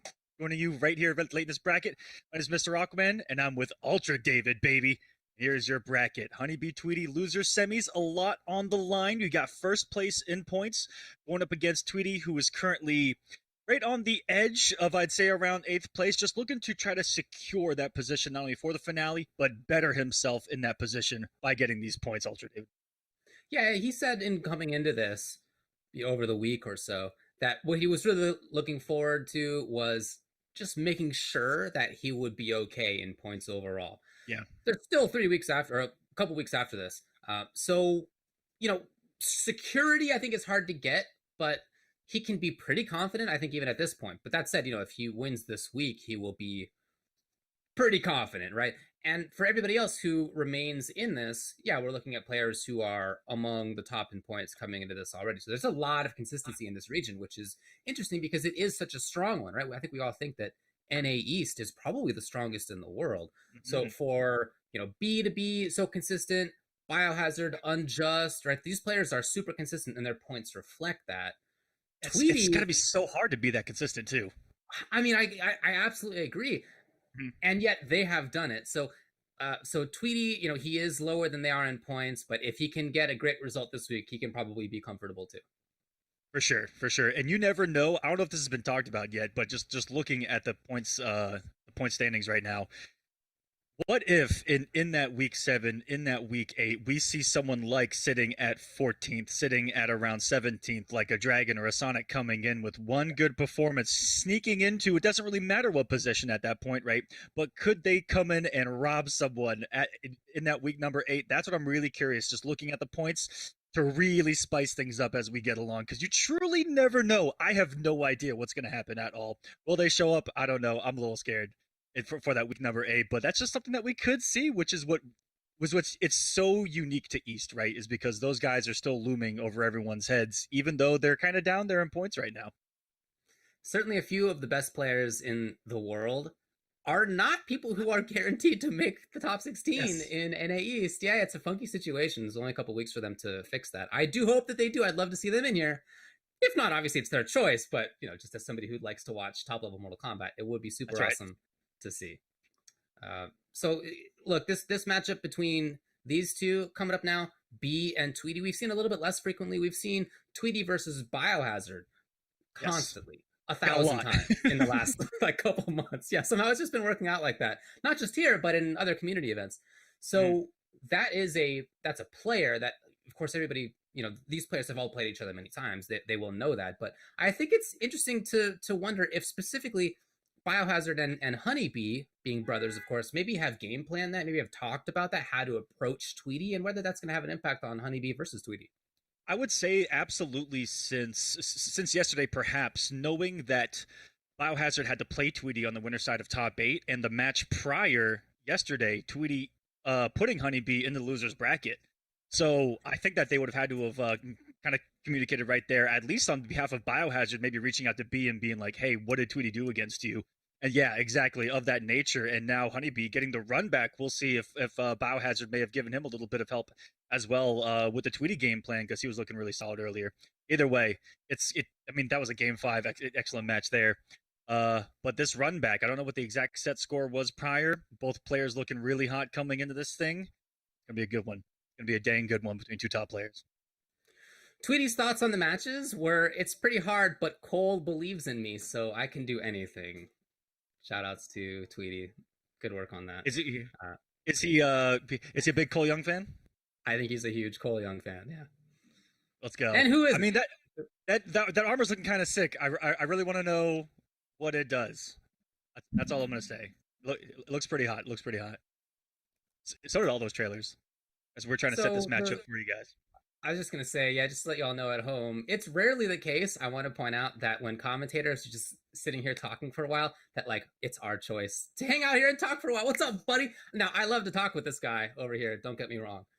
But it would be great to have matches, and sometimes things don't work out super quickly. You all know how the internet is. We all live online these days. You all know how it is. Sometimes the satellites up in outer space don't quite interlink properly, and signals get lost. But we're trying to get these players in to play for you guys. But until then, we're just gonna sit here and keep talking to you about some of this action, and you're gonna deal with it. Look, it's gonna be bacon crunch wrap from Taco Bell with extra jalapeno sauce versus Honeybee bacon and eggs. And shout outs to the Hive. I asked, what do you eat for breakfast? He said bacon and eggs and shout outs to the Hive. That was the full sentence. It's got to be all 3 of those things. As an avid fan of bacon and eggs, I am fully on Team Honeybee for this one. But shout outs to Tweety for being different, for breaking from the norm, and being very specific. I've been doing it for years. I love having food conversations with Tweety. That he gets it. He gets it. You know, I love sitting down and we break down every place's menu and be like, yo, where's the hotness at? It's a he knows his stuff. That guy. I love it. Well, he's definitely there for the hotness because he needs that extra jalapeno sauce. That's for sure. Also, respect because I'm on that mild. You know, just a few weeks ago, we were talking about, again, to bring back to this sort of larger conversation about the points. Yes. There are some players who we're thinking of that haven't guaranteed themselves spots or have only entered once, and like that one was kind of secretly for whatever reason. Tweety was in that conversation too until just a couple of weeks ago, if you recall, because last week was the first time that he made top 8. The last time that we had NA was the last time that he had made a top 8 here. So if you can get a couple of good weeks, that's great. I'd have to check the points to be sure as to whether that's enough, but that's just a sign to tell you that even though we're 6 weeks into this out of an 8-week tour, there's still quite a bit that can change, quite a bit that can happen, especially within the points, people within the top 16. I think that a victory would definitely do it simply because those points are so significant. You know, it would almost, a victory alone would almost double his points, which would put him in a wonderful position. You know, Tweety was before this thing was sitting at looks like around 12th, and a victory could jump him quite a bit. But the thing about it, and what makes it interesting, is that so many people above him are the ones that are in this. Like so many of them are actually in this top 8, also soaking up some points, bathing in the glow, praising the sun, as it were. And a couple of these guys, you never know if they can come in late in the bracket. I did talk, or sorry, late in the series. I talked about Sonic Fox and Dragon being in that position. Perfect Legend is in that position. Gurr, Pulse, who you saw making this top 8, going to make a good jump and be around that 16 spot. All these guys are just sharks swimming around, you know, a couple of positions during these last couple of weeks. You got guys like Slayer, King, really big names that are on the outside looking in. You got Coach Steve, Black Lives Matter, Full Auto, Aztec. All those guys, you never know who's gonna be the breakout in that last week to try to take one of those spots. It's gonna be really cool. Those are my favorite things about long series like this. So who is top 16 right now? Who's in the current points? We've got Honeybee, Kombat, who's been sitting pretty for quite some time. That's what happens when you just win. You got the Mighty Unjust, who's probably surpassing him with this performance here today. You got Hijinks, who's had a beautiful pro competition. Biohazard, K7 Show Off. I mean, he got 9th this week. That's still points. Right. That's still points. Kerbalicious, also 9th place, getting solid points. I'm Big Daddy G, coming off the big win, put himself in a great position. Can he continue that? But he's in a good position sitting at 8th. You got guys like Samij, Abyss, Tweety, Hayate, Burn Oni, Dragon, Perfect Legend, and Gurr rounding out the current top 16, but that has changed since this particular bracket has begun. Sure. All right. Well, we have sent players the invites. Hopefully they can get on in here. We can get some game action for you. That's the intention, of course. Yeah, we're currently having a connection issue with one of the players, unfortunately. Hoping to get that match together. It has happened before. Love to see it happen again. Tweety, Honeybee. Most likely, I would think that it's going to be Devora versus Geras. You know, Devora just being annoying with the range is about how I see that matchup going for Tweety. But Tweety's been the past few months. He's been a different player than the beginning of 2021 and the end of 2020. From what I've seen in community events and then leading into the pro competition, the beginning of the pro competition, it was that Tweety that was kind of in a slum, wasn't playing as much, wasn't as active. And then he had a couple of good performances. I think it was Champions of the Realms, a couple other events, and all of a sudden Tweety's back on top, you know, winning Champion of the Realms, and you know, placing multiple top 8s since. I mean, I think that was around the same time where you said he got the first top 8 in the pro competition was after a really big win like that, and that I think reignited a little bit of a spark. And this has been some insanely solid Geras play, and a variation that almost no Geras play anymore. You know, you got Infinite Warden ish, right? And I haven't seen Shifting Sands one time tonight, so I don't even know why he has it equipped, honestly. I also want to point that out. I don't know why Tweety has Shifting Sands equipped. Maybe it's just to, you know, could it be intentional for him to keep it as basic of a game plan as possible with that character? Because it's the simple, basic, effective game plan that works for him. I mean, I think he probably would like to bring it out, but I can see that being difficult versus Raiden. I can see that being difficult versus Kano, a couple of characters that he's fought so far. That kind of Devore too, for sure. In Devore as well, right? Yeah, teleport on Devore their side. Yeah, all that fun stuff. It's the characters with long-reaching normals that really make that trickier, because The normals aren't affected by it. It's the special moves that are, right? Yeah, that definitely makes sense. As far as Tweety doing well versus when he wasn't doing so well, you can really see how important it is to be invested, to have your heart into it. When it's not into it, and he was talked about this on Twitter. When he wasn't feeling it, he wasn't as successful. He wasn't putting in the time. He wasn't practicing. He wasn't entering a lot of events. Having rediscovered his love for the character, and then through that character, the game, you could see how much that has had an impact. Obviously, much more prepared. He's entering stuff constantly. I feel like I see him. Maybe there was a little bit of a break here, but like for a while, I was seeing him. I feel like every night of the week on something in the community. On something. Yeah, he was there constantly, and that kind of just constant grinding. It really does have a big impact on how well you end up doing. That's how we came into the community, right? He was playing in every single online weekly before he ever even went to an offline event. Happened to get top 8 at his very first one as well. And I have seen him enter almost every online tournament that has existed. And sometimes it won't even be for like a prize pool. He's just like, yeah, I'm playing. It doesn't even matter what it is. I've seen him win multiple titles in the same weekend in online tournaments. He's just a monster. And, of that era of where so many of our top players were generated from those online tournaments, right? And getting those consistent victories versus top players, that starts to give you the confidence. And we've seen that translate for a lot of players well. And Tweety's among the best examples of that, for sure. And also, this puts... Go for it. Go for it. I was going to say, this puts Honeybee in the same exact position he was on the winner's side, where if he beats Tweety, he has to play his brother. It would have been the same exact position. It would have been the same exact scenario. It's all over again. Yep. That definitely would be cool to see. That's always a fun time for us as the viewers. It probably is a bummer for them as the players, but having a brother myself, although not somebody who's super, super into fighting games, it's not like you're less competitive when it's your brother that you're playing against, right? Like, as much as you love them, as much as like they're your brother, like, yeah, you are more competitive in those for sure. Mm-hmm. And we know, we've seen it. I think every region now. I'm not gonna say them all off the top of my head, but I'm pretty sure almost every single region in the world has a set of twins that just rock everyone's world in Mortal Kombat. And so, and every like time I see them play, if not twins, like brothers, at least brothers. Yeah, brothers. But what's crazy is how many are actually twins. I'm finding out. There are some, and it's pretty scary. But yeah, having that brother rivalry, and I was actually talking to a lot of them about it, because I keep seeing this pattern come up. It was after I watched a couple of twins down in Latin America South body everyone and then pick 20 characters in grand finals against each other. It was incredible. But in talking to them and in talking with Biohazard, I believe it was a couple weeks ago, he was like, it's one of those things where that's the last person on planet Earth that you want to lose to. And that's what makes them so good, is that no one wants to lose to their brother, right? And then I go back to my childhood and I'm like, listen, if I lost to my brother in Madden, there was a hole in my wall from anger. So I get it. Absolutely.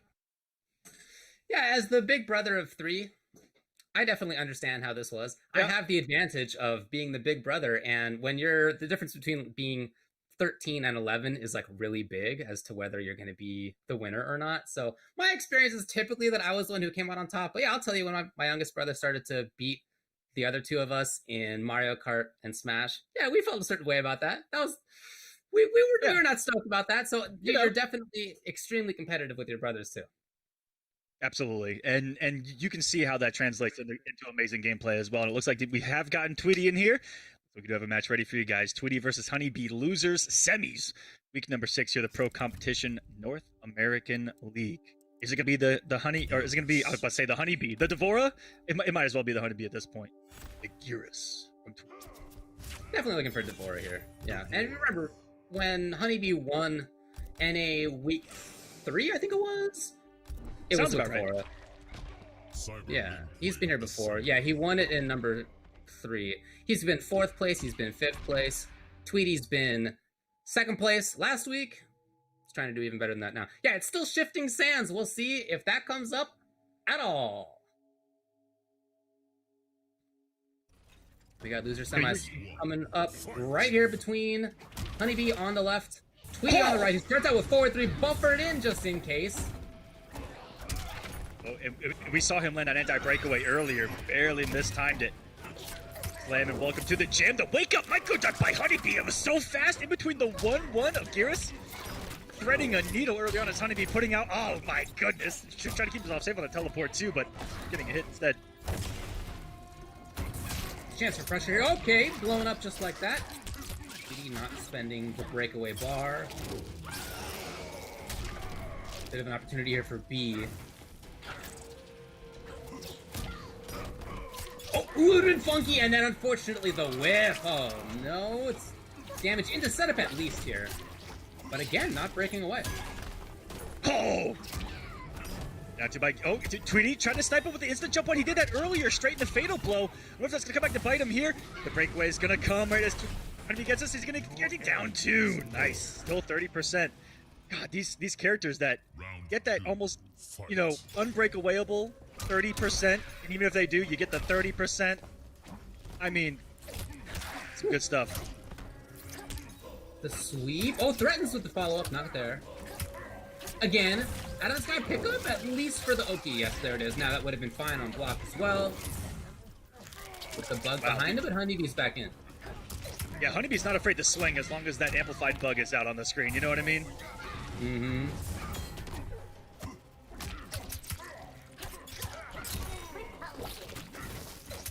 What's out? The punish, she was in range. Should be it for the round. Setting it up for the round, it is. It's almost, you know, both these characters, when they get a single hit confirm into the launcher, and a lot of characters now, I feel like post-ultimate, have that hit confirm launcher into down 2, and it's almost as if breakaways are becoming less and less worth it, I find. Checking the movement just in case right there for Honeybee as he was waking up. Ooh, going overneath to that one. Overneath is right. A little delay. Yeah, he has not seen a breakaway, so a little bit more comfortable there. Oh, we've seen forward 2 shimmy everyone tonight. Such a deceptive animation to it that looks like she's leaning forward for a throw. Choke not big enough for the pickup. He's feeling himself right now, though. Ultra David, he is on the prowl, on the hunt. Nothing but forward movement, nothing but buttons right now from Tweety. Wake up jump and amplified bugs. You gotta hold that. He's got his fatal blow. He's very dangerous here. He may want one more hit. No, he's gonna go into it now. That, I believe, is the least amount of scaling on it, which I think is around 45. I think this one does a lot of damage. Oh! Yeet. Almost. 46, though. It scales well, and there. Just look at that, Nate. Active frames. Look at active that, frames, active frames. Frustrating Aquaman to play against that need. The way that he uses it is really sick. I like it. Not just in footsies, but as an anti-air as well. Sometimes he'll buffer it, sometimes he'll just turn it into pressure, sometimes he'll end the string. Like it really is a big party starter for him. And always, unless, you know, being wrong on the buffer and accidentally doing it on block into the choke is about the only time you'll see him be negative off of it. 4-3 alone, you can steal a turn. You have your 6 frame down 1. It can be 0. It can be +1 depending on if he ranges it or, you know, ranges it well. The string itself, id, safe, ender. Gotta watch your dome as the overhead. Such a good string. It's such a good tool to have, and it's Tweety who really, I think, utilizes it. If not, you know, the best on the planet. You know, the anti-air so smooth, the conversions, him using it in footsies, the fact that he buffers it. You don't see a lot of Gearses do that. You don't see a lot of Gearses that even have the bed of spikes. So he does it, does some amazing damage, and he's out here gaming. There aren't a ton of Gearses left anyway, right? And for a character that was once so popular and that nobody thinks sucks. Yeah, there's not a ton of them left. Tweety, certainly among the best of them. Oh, that's gonna hurt. Breaking the armor. Yeah, pretty early on the KB here. 370 just like that. Tweety, a little bit more pressure. Okay, looking for it, specifically calling out the timing. And getting right back in there. Oh boy, Honeybee's in big trouble. Big boy Geras damage still. I mean, he still hits like a truck. Round 2. 360 for a single bar. That is some damage here in Mortal Kombat 11, and just look at that knee. We're going to keep talking about it because he's going to keep doing it, and it's going to be super effective. Another chop, another 30 plus damage, and this has been a roller coaster of a ride that only Tweety seems to be on.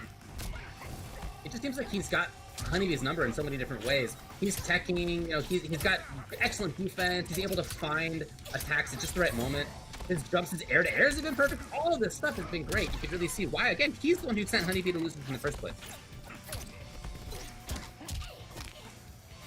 Beautiful timing right there from Tweety. Ooh. And the whip punish. Not enough, not quite yet, but B is obviously in big trouble. Down one underneath. Oh. That was disgusting. That was MKX if I've ever seen it. You got a 6-frame down one. You're at a range that's hard to counter poke. It's hard to take your turn in general just because it is 6 frames with that slight negativity to it. And that was so smart. Putting out the down one, had a big enough hurt box, get the anti-air. A clean closeout for Tweety, who was catching a little bit of fire here. You know, close game 1, steamrolled in game number 2. That was domination. See if any adjustment comes out of Honeybee here, who is struggling to find those advancements, right? And that's where we talk about that 4-3, is that it creates this active wall that you have to get through, and it's a safe active wall to get through. And he's definitely struggling right now. Again, he's the one who set B to lose in the first place. And in a bunch of different aspects of this, you can really see Tweety having a lot of control. And he does a great job at taking away some things that I think are really strong for D'Vorah, some of her big-time strengths. You know, her huge jump normal up in the sky. Tweety's done a fantastic job at anti-airing that consistently, down 1 or forward 3 or whatever it may be. Here we go. Already on the offense. And I feel like he's gotten more and more aggressive as the set has gone along, which is really smart, because you don't want to give a setup character like D'Vorah, right, the time to breathe, the time to do all of her shenanigans. So I think that as he's gotten more aggressive, that's been the play. Right back in there, yet again. It's time to party up close, but the chance comes for B. Maybe he risked that knowing that Honeybee didn't have the offensive bar to truly capitalize on a punishment there. That man was ignoring the bug down on the ground entirely. That takes a lot of cojones, David. So often B is looking for anti-airs, looking for infested up there, and yet Tweety has been able to jump kick, jump splash, present such different timings. Yeah, that's all. Very different moments. Look, this is like 43? Close enough. 25, big stuff right there, and a weird whiff of the jump in, and that almost cost Tweety right there. He still woke up with the knee. It's a wake up, it's an anti-air. It's a 40% launcher. Fight. Get you guys a 4-3. Yeah, my God, he's always there. He's always ready for it. Maybe the intention here is to just be much more offensive. He didn't expect it to hit. There it is. He's looking out for it finally after so many jumps. Finally picking up on the pattern. Yeah, good damage on this, as you can see. Will Tweety bother breaking? No, he doesn't bother. Oh my goodness, Tweety was holding up, I think, that entire time, David. Yeah, he's currently being fanned up by the spider. He's just holding up though. Ended up working out for him into, again, 40% here. Judo chop to the neck, and a lot of respect by both. And then, I mean, that's the why not button right now. He's gonna match the aggression with the aggression of his own. Waking up jump. Really good by Tweety, or sorry, for Honeybee to actually get on him and establish that pressure. Stop the disrespect. Yeah, I like the idea there. That makes sense. Smart. All he needed. That's fine. Final round. Fight. And there were some interactions there that made me think he started to figure some of this stuff out, but he's not got much time left to make that happen. Poor choice. If there's any time to make it happen, it is now. Ooh. It needs to be now. Absolutely. Delayed timing this time from Tweety. Neither one is connecting, early or late. Just a lot of defense by B. Hence the grab. Oh, and it converts into itself. That's so sick. Into what is a Cetrion B&B damage, by the way. I think that was actually too far, but it worked out. Yep. Nice disrespect by Tweety again. Oh! The dick grab, I love it. Ooh, no offensive bar, unfortunately, there for B. No buffer and a fatal by Tweety. That's how we closed out a match earlier. Oh no! Tweety's, I think, second guessing himself off of that jump one could cost him. Trying to wake up buttons, and I don't think he was blocking that entire time, which makes sense with how he was kind of approaching that entire game as a whole.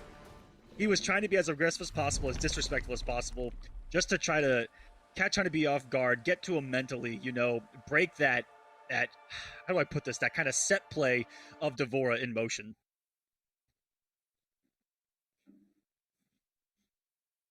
Beautiful gameplay from both. That was awesome. But for Tweety, I think that jump one into Fatal Blow he got earlier, it saved him. Almost did again. If anything, just to give him the health lead. Wouldn't have killed in that scenario unless the breakaway came. But still would have put him at only a couple of percentages. One more read, one more 50-50. You do a 1-1 and you bet it all, something like that. And Tweety's done that a lot. He is not afraid of, if Sandtrap will kill, he will 1-1 Sandtrap you and test your might, quite literally, and test your fuzzy. He's definitely willing to do that. Of course, yeah, we saw him do it quite a bit versus Plural Mites Raiden earlier. He's not afraid to take the risks. I think you can see that. But when he finds it, the character's just pumping out damage. And for B's character, that's much less common, especially with the variation that he has. Oh no! Maybe just supposed to have been forward too. I don't know. Whatever it was, not on purpose. Big drop behind me though, so not the worst day at the office. That's a breakaway. Ooh! Just happened right in! The swarm still came out? Hold on. Oh, that's this optimal. is gonna be some damage. Oh, And he didn't get away! Oh my god, 425! Again, blowing it up here is Tweety, taking the risk on it. And why not? He's so close. There it is, it's match point yet again for Tweety. He did that one sand trap. What a legend. Sure did. What a genius. Round 2, fight. Oh, and there, it's so scary to take your turn. Could be +1 and a 6-frame down 1. Like, it's tough.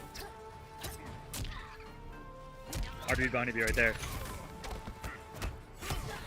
He getting a little fidgety here. Okay, finally finding it. Now, that has been a moment where there's been flawless blocks before, so he just didn't expect it that time. Catching him out of the sky. Beautiful. Again, it would have been safe even on block. Trying to walk around, you can't do that versus the trap, and just like that, Gears is in. Floor's quicksand, man. You better watch out. And would you look at that other knee? He's got the whole knee arsenal. There's the 1-1 sand trap. Putting you on life alert. He's gonna dash up 1-1 again. Even kind of safe in the anti-crossover down to the dash under by Tweety and still had the reaction. And he's gonna build that sandcastle. Look how happy he is. There's super big disparity in damage output, I think, is a big part of this.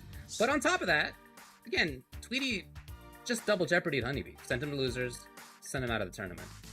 And that happens not just having to do with the character, but I really felt in a lot of those instances, it just felt like Tweety knew exactly what B wanted to do, whether it was on defense or offense. He was anti-airing really well. He was taking risks, but those risks almost all paid off. It was just like he had the read very consistently versus what B wanted to do. It was a lot of jump-ins, too, that were in a lot of spots where, you know, Honeybee's looking for the anti-air, but he just happened to be right in a lot of those. You know, there's one where he put out a bug after a knockdown, and it's almost the go-to setup to look for the anti-air, right? Is to put the bug max distance and then sit back and watch him jump, or wait for the bug to block, and then you go and take your turn. But he put out something else, and he just ate a jump in, and it gave Tweety a 40% combo, and all of a sudden you're halfway dead just off of that one little interaction, right? And that's that damage disparity that you're talking about. That one mistake costs you 40%, and he's up in your face mixing you all. So either way, this next match would have been cool, right? It would have been cool if it was Biohazard versus Honeybee. That's cool. They're brothers. They're both fantastic players, but they're brothers. Like, it's a cool angle. But on this other angle that we are actually going to get, Biohazard versus Tweety, again, we've been seeing it so often, and they have gone back and forth so many times. Each time there's a little bit of a variation in what the adaptation is, right? The set of mix-ups that they're coming in with. Each time is a little bit different in terms of where they're standing, where they're trying to be.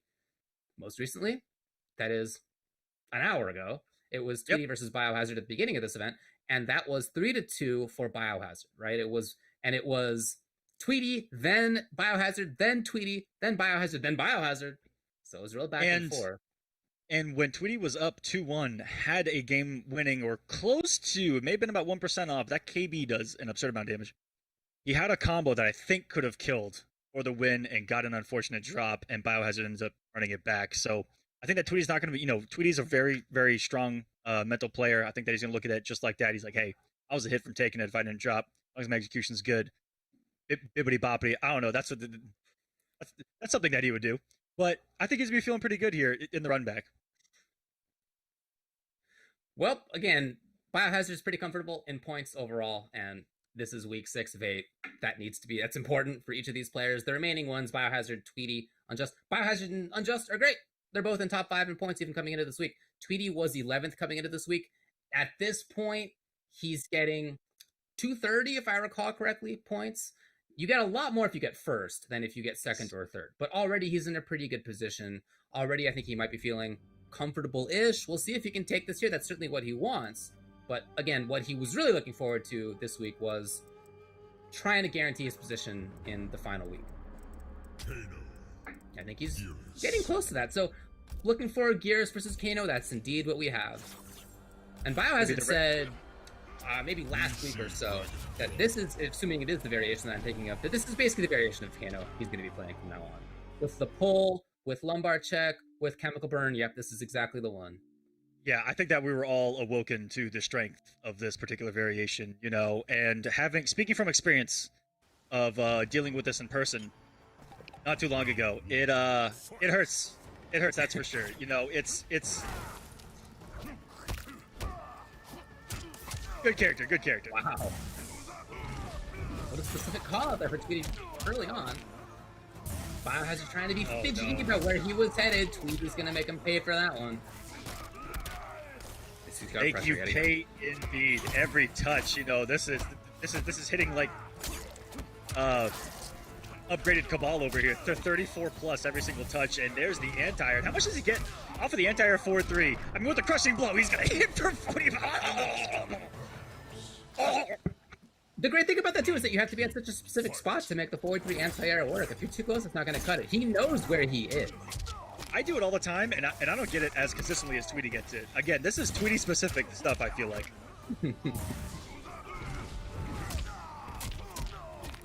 But Biohazard worried enough to wake up. I mean, you don't see super often, and maybe, I don't know what that was, down 1 it kind of sounded like to me, but whatever it is, this meaty stuff is working out every time until now! As Biohazard breaks the armor. He's got pressure after this. He's got 425. That's a big damage of his own. And wow, Tweety just swinging right there. Biohazard looked like he may have tried to disrespect after the blocked overhead. Was feeling the pressure of the health deficit, and it's hammer time. Oof. 1-0 for Tweety. Looking for some vengeance. That's how it started out last time. Started out 1-0 for Tweety and winner's side top 8. Ultimately, Biohazard made the comeback. 3-2. And these are games where you can just look back, immediately after and go, listen, I got hit with like a 40% combo just to start the round. Sometimes it happens. So refresh that mind. And as long as, what it came down to a lot in that first matchup too was that Biohazard was able to get him to the corner multiple times. And mid-screen wasn't as effective at all. Tweety's defense was impeccable. And that's exactly what we saw in that game, As long as we were mid-screen, Tweety was dominating. And now we get a completely different matchup, completely different character. Now we saw him break out and almost do some crazy things within Winners Finals. But this has been a variation that almost no one sees on the radar. And Biohazard makes it look really good, And it's something different in Mortal Kombat 11. It's something that's so Nightwolf specific. He can make you stop using meter for a certain amount of time, and that can be game-changing. Yeah, we've seen him versus Joker use this because, in part, Joker deals so much damage with Kapow, and it's kind of the same with Bed of Spikes. Exactly. If that even comes up, right? I think he just was starting to throw out Hana, but no, he got checked at the toes just like that. So that'd be an issue for him, too. There is a lot of startup on that burst. Going for the down one anti versus the same one right there. Nice early jumping by Biohazard. And, that's just gonna be another combo. Yeah, just might as well be. Catching Biohazard, being a little bit too patient, maybe trying to fall block here and there. And I love that Tweety utilizes different. That was a crazy interrupt as the round's going to go to Tweety. This has been all Tweety now. But he uses different things, or kind of the whole tool set that Geras has. 2-4 is a phenomenal string that we never saw beforehand, you know. Has a mix-up, is safe. And I love that Tweety brings that to the table. Just throw something different at his opponents. Here and there. Nice jump over. Completely nullifies that setup. With the Albire that we've been seeing so much from him. Oh, Tweety. Still here, trying to pressure. The jump was correct, as I just feel like it's been almost every time. Tweety's mix-ups, whether defensively and offensively, in this set and the last. Yeah, I mean, that's unblockable. Again. That's literally unblockable. Speed of it, it's so fast. It's so fast. And I feel like just as fast as this being a 2-0 for Tweety up on Biohazard.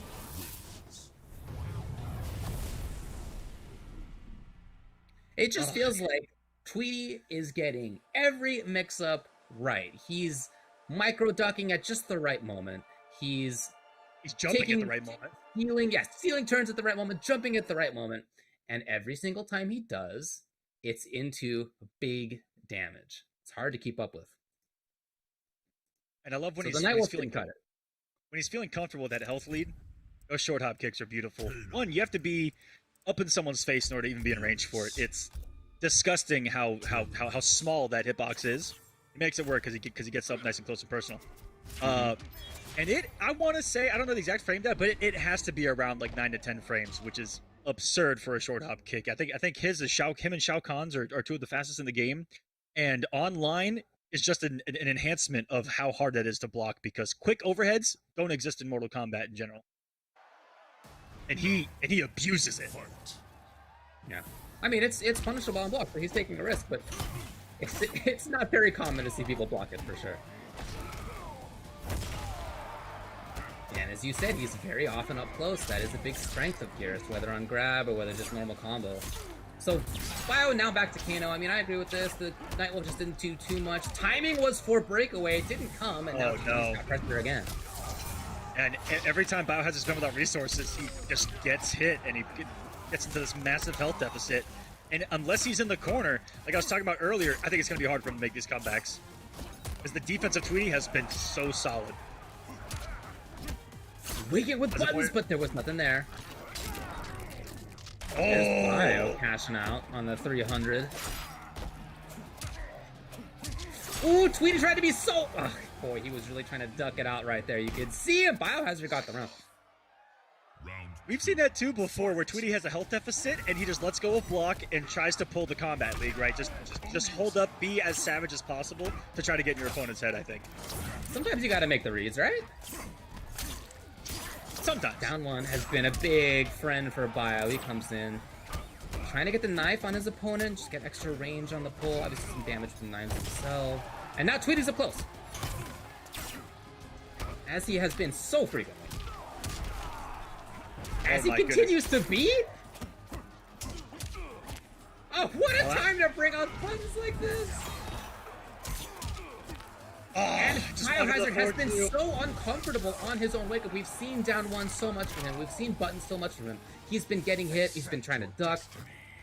All that works sometimes. It just feels like in this match, it has not. Yeah, this has been all Tweety. Oh, sit down. There, what's the mix going to be? Yeah, right there with the wake up down one, and Tweety had what 4 for 4 on meaty forward 2, which could have just worked. Man, the mind games. Biohazard's really feeling that pressure on wake up. Oh, sick! Oh, yo, what a kick! Genius. Oh my! Oh wow, ready for it. And Tweety can absolutely snowball. In fact, if he finds one more hit, if it's the correct hit, if he gets what he wants on the next one, that's going to be it. That's going to be the match. Yeah. Biohazard is going to be waking up into trouble. And it's going to be guaranteed damage, too. Check? No. Oh, he was looking for forward movement. Oh, he needs a rolling bar. Nice. Checking the lone bar. Biohazard staying alive. Sorry, mate. Job's a job. Job's a job. cutting him in half, and that may have been Tweety being just a little too aggressive defensively, where he was so solid before. I feel like he was getting so risky and a little too comfortable with those disrespects, right? And it was on Biohazard who turned up the pressure and the buttons to 11 for like 40 seconds straight there, and every single one of them I feel like hit Tweety. It's a big swing heavy battle. They both have had those moments where each one has like really super intent on waking up with buttons or jumping or ducking or whatever it is, like some significant read. They both have had phases of being really insistent about that. At the same time, other times, like obviously it's not like that at all, but they did both go through that in that individual game. It's a fun back and forth game to watch, but the upshot of it is, look, last time they played, it was 3-2 as well. It could be yet again. It was a different progression of games, but look, at one point, Tweety was up 2-1 the last time they played as well.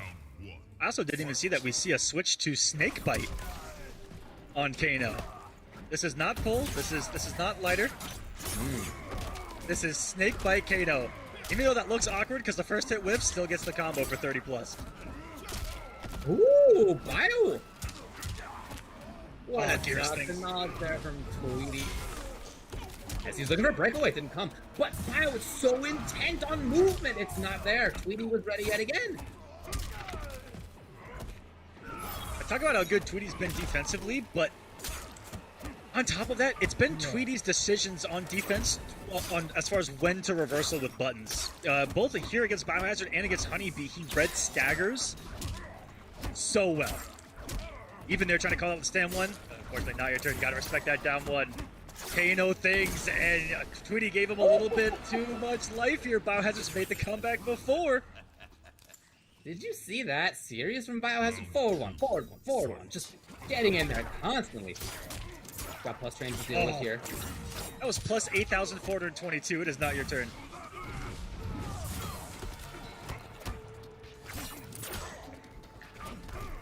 We a little hesitant there. That was aggressive, but okay, these daggers all of a sudden chipping away Tweety's health bar, checking the lumbar for 180, and this health bar, and it's all Biohazard right now. What a shocking difference this has been. Absolutely. Whereas Tweety before seemed like he couldn't guess wrong. Now it's just constantly Biohazard pressing in. It's the KB cash out for over 400. Next hit! He can seal it for sure. He doesn't even need to spend the fatal. He's not gonna. It's gonna be match point yet again for Tweety. Waste my time. That's the benefit of having this huge damage output. Fight. You can be getting your butt kicked for 80% of a round and make the comeback properly in just a couple of combos. Yep, 2 hits. And now Tweety just chilling out. Instead of going forward, he's been going forward 90% of this match. Now with another match point, is he being too passive? Well, right there, he was passive enough to block both knives. He was right, yeah. I was scared when he put himself in the corner. That's not where you want to be against this mixed machine.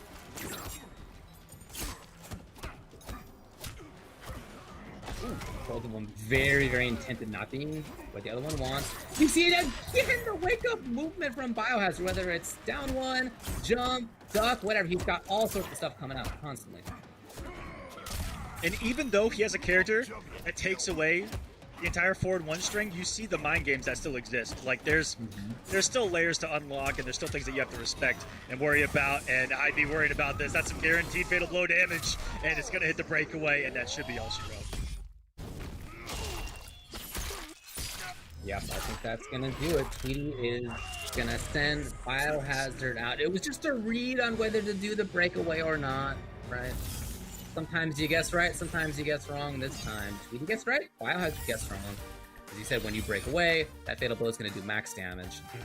That was sealing the deal. So Tweety now sending Biohazard out gets a match versus the Mighty Unjust in Grand Finals. We have been talking about this points aspect of the whole situation, right? What we're going for here is points to get into the final week where there's $10,000. Tweety now in second place at least.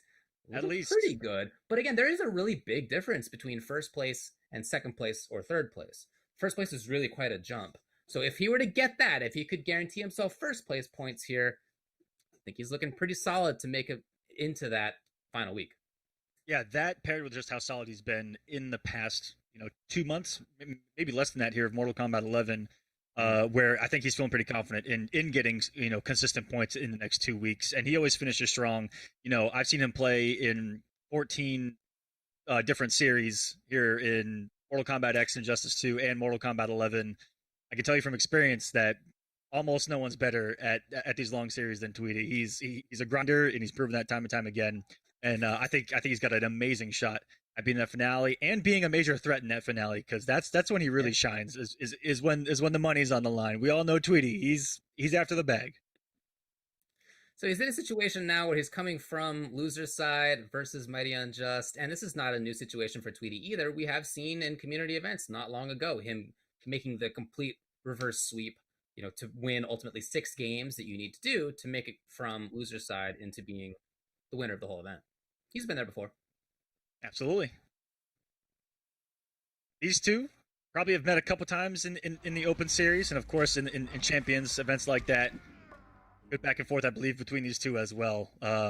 And Mighty Unjust going with quite a good character here in Joker that we've seen win a lot of tournaments. I like that Unjust has so many characters up his sleeve, but he's being a little bit less experimental now that he's getting deeper into more these more serious competitions, and the longer he plays here competitively, in being less loose with his character selection. Coming with Joker and Cetrion, just kind of playing the matchup game, right, where he covers as many matchups as possible, gives himself on paper the best chance at winning before they even play. He's just one of those guys that loves playing the numbers. Yeah. Sure, yeah, absolutely. Respect that. But he does need to win only 3 games to take this tournament. He's got a lot longer road. Starting it out pretty well. And starting it out, honestly, really just in the same way that he has been the last 3 times we've seen him so far. When he played versus Honeybee, when he played versus Biohazard, when he played versus Coralmite, the man is a buzzsaw today. Oh, ridiculous. This is a character that can match Geras in damage. Both of these guys are monster dealing machines, and what a conversion by Unjust from downtown with the Jack-in-a-Box.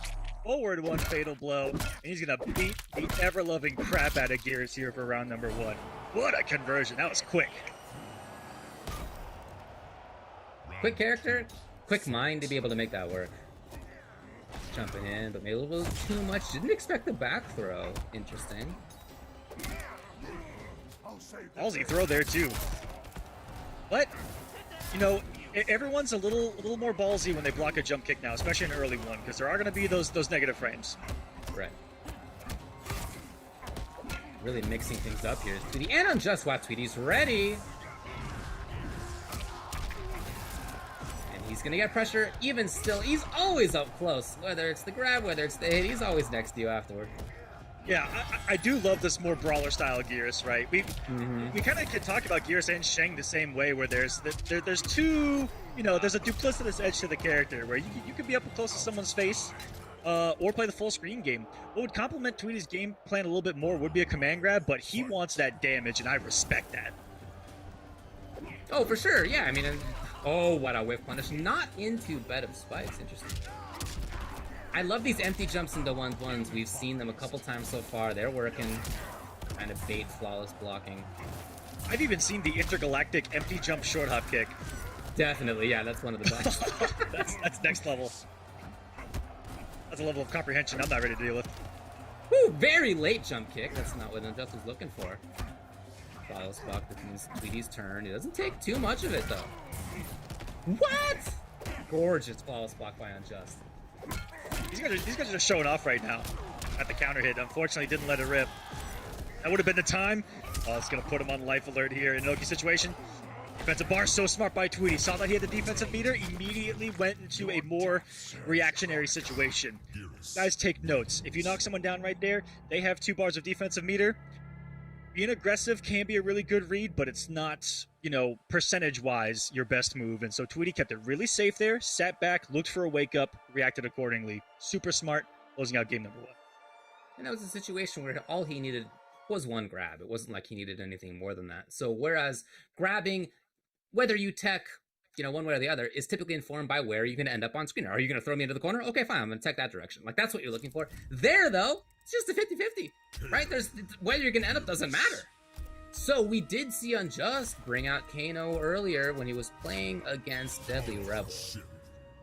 Brought out Kano versus the Frost, and went from being down 2-1 to winning the whole thing 3-2. If there's one character you want when the floor is lava, Kano's a pretty good choice. We just saw one of the best Kanos in the world, Biohazard, have a lot of trouble with his Geras, though, so that's right. Into a very interesting choice. So Unjust has to be thinking, I'm just gonna throw something. I'm a different player. I'll be throwing something different at him. Let's see if he can adjust. Because when we did see this Kano, it was cooking. Oh yeah, it looked good. But this is starting very much the same as it has been starting. Tweety and the Hicken from. He has just been in there, right? His mix-ups have been strong. His game plan has been to not let Kano breathe, and it is working flawlessly. And it's a really good game plan to have against this character, because this is one that you don't want to let, be an airboard all the time, being at max forward 1 range. Tweety's just been in his face, up close and personal, pressing buttons. It's worked out. It worked out versus Kano. It worked out versus Devora. It worked out versus Raiden. It's been working out tonight. It's been good. Sometimes the best way to beat someone is to not let them play the game. Well, really, I mean, that is a great idea. If you can maintain the pressure, if you're confident enough in your own mix-ups up close, this is the other side of it, right? That could happen. It just hasn't been happening. Unjust. I would love to get corner control. Bio pull. Oh, I'm not too sure what the play was there. So much, but he's still dead. It doesn't matter. But if Spikes actually took too long on animation start. That was sick. Final round. I don't know if you guys know this, but fire hurts. It hurts. And that corner can be a death sentence. There are some characters that can, and there's universal tech where you can kind of walk forward and get hit by the lighter and avoid the fire. Mm-hmm. Yeah, there we go. Shut some of that down. Whip punish, but Tweety's there on the whip punish. The high one over his head. And that's just a solid read. Reading that Mighty Unjust was going to overcommit to the actual string, unblockable.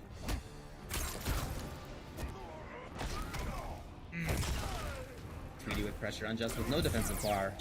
And interesting, okay. Looking for breakaway, nothing came like that. He's just gonna back off, of course. He does have Fatal Blow, he's a threat. He's 2 hits away from taking this. Okay. He's 1 hit if it's the right one away from taking this. That was scary. Oh, yeah, absolutely, that could have been Fatal Blow. This one is Fatal Blow of all times to bring it out. Tweety was exactly correct. He gave him a taste of his own medicine right there. He said, I've got one too, buddy, but it does an awful lot more damage. He invented that. Max distance vacuum cleaner. That is Geras' Fatal Blow. Wow. Bringing that back one of the situations where Tweety just has the correct read on what the opponent's going to do. Sometimes it boils down to things as small as that, right? Getting the right read takes a lot of work, a lot of research. You have to play against people a lot, right? There's a lot that goes into it. But on the individual, like, next marginal decision, it can just feel like, I can't guess right? This guy's just guessing right every single time. And he's gone back to Kano here, Mighty Unjust. Now, keep in mind, even if he loses this one, he's going to lose this set, but that will just mean a reset. And at that point, if Unjust wants to play somebody else, he can. But I kind of think that this is what he would do regardless. I mean, we'll see. He's got a bunch of characters up his sleeve, but we've seen him go to Kano as the pick to kind of save him, both in winners earlier and here in Grand Final too. Yeah, I don't know what the pick would be if this is reset. You know, the Kano looking pretty good. End up coming down to one big read like that. And Kano's command grab recovery. If we can have a conversation about that real quick. Gets him out of dodge in a lot of situations. On hit, on block. They confirm. Could be around 30%. Yeet! Loki, wow, the wake up 1-1-1 by Tweety was a little aggressive there. It's been the aggression that's got him this far, right? Yeah, exactly. Nothing new on that. Catching in the opponent at just the right moment here is Tweety. And a funky little timing. Good check right there. The dash up 1-1. One of the Tweety specials here. Pure aggression catch is the forward movement. And now he's really one hit away with Fatal Blow in play. Yeah, just the right thing. Sure. Oh, not gonna happen. Unjust finds the moment for himself. Round 2, fight. Trying to stab in there for the KB. No, I love the idea of the keep up. That was a disgusting sequence. About 4 things right there that Unjust did were godlike. The conversion and then Tweety with the answer. He said, freeze, bro. Chill. Calm down. Hang out. Advantage anti-air. Predictable. And it's a situation we've seen so many different times with Tweety being able to pressure here up close. And the tech even there, still ready. Threatening grab, Unjust did nothing.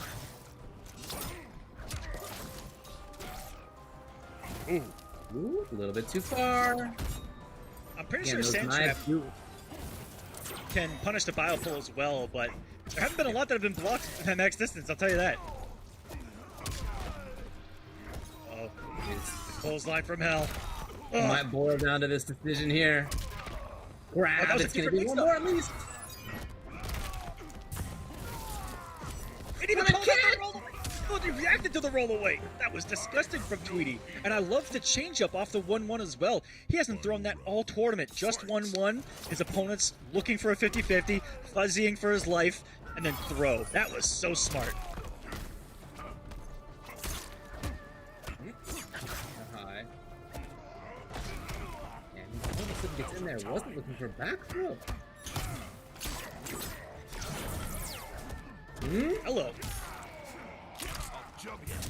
We got Unjust. Piece of damage on the table for the side switch, and that was an awkward launch. Tweety kept that thing much safer with the down 2. Wake up for it, Tweety! Okay.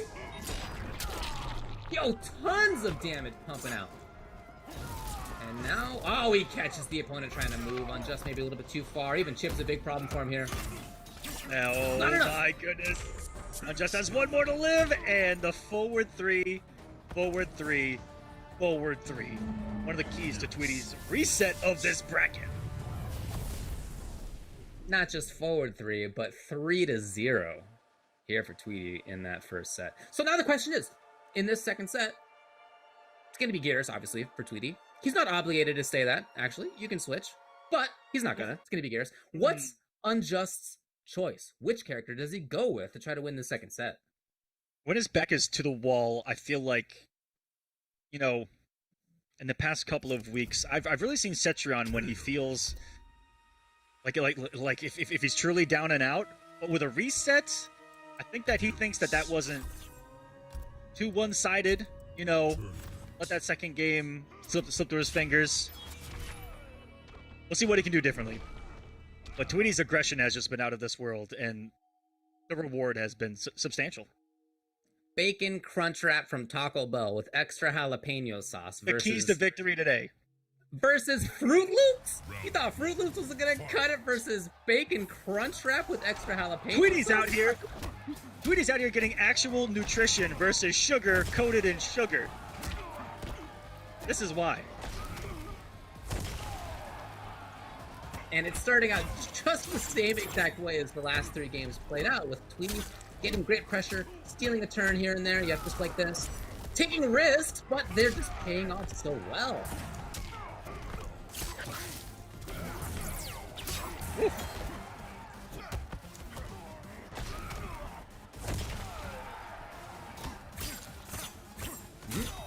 Wow. Wow.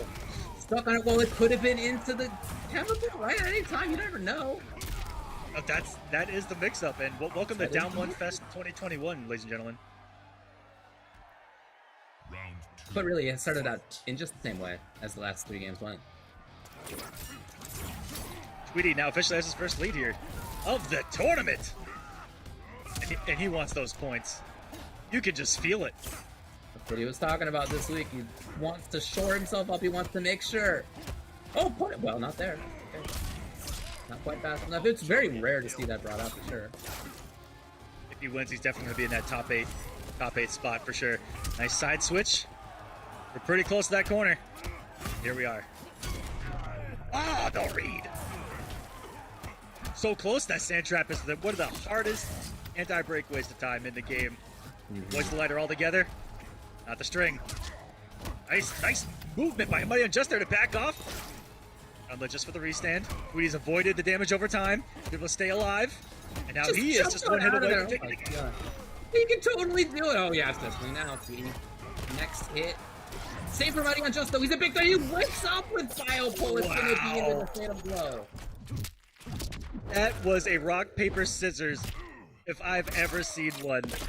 Because Tweety, 9 times out of 10, has forward dashed into buttons or forward dashed into grab. That has been the mix-up on Wake Up 9 times out of 10. And this man woke up Biopole for the win. Wow. Yeah, I love this right there. We've seen so much down running from Tweety and just blowing it up. And that said, he's right back into the same situation. Get out of there.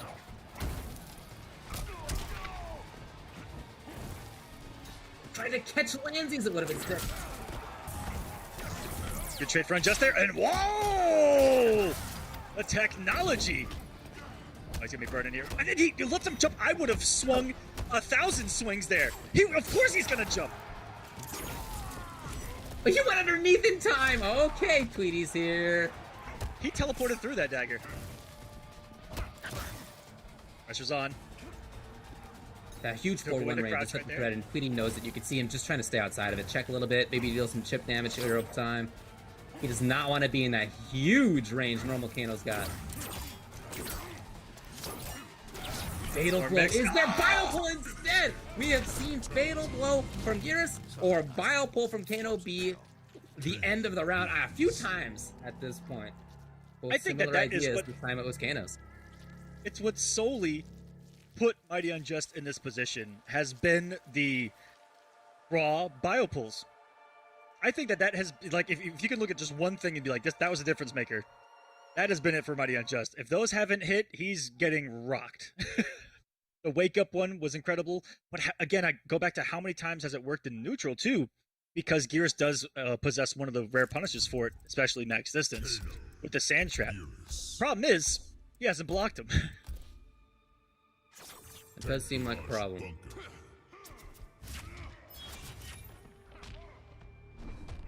But cool to see for Mighty Unjust's sake that he's able to battle well here. Take a game. A feat he was unable to do in the first set. 3-0 was Tweety's win. And it was looking pretty rough early on in that game, too. I'm just going to show you that looked like a Biopole to me. I think he tried to start off with round 1 Biopole. And there's another one. Biopoles. And he's doing some of these at pretty close range. Yeah, almost ill-advised, but it's working. These two is on right there with the jump too. There's the dash up throw and just meeting him in aggression there. Now this is Unjust with a health lead. He's been having to fight so many deficits this entire time. Yeah, okay. We have seen. Oh, that's actually super interesting. Okay, so even there. Yeah, I was gonna say we haven't seen too many Biopoles on block. There was a punish, but interesting that the fire still came to his rescue. That was cool. Black Dragon's always got something up their sleeve. That's for sure. With him and his variation, and fire. Reversal command grab. Give the health lead. One more grab will do it. Not enough to chase down the roll. Swing for the fences again. Got it! Yes, yes, yes. Beautiful from Tweety. What awareness. Blowing up that situation. And Unjust is back almost full screen at the end of that fatal blow. I love that reaction from Tweety.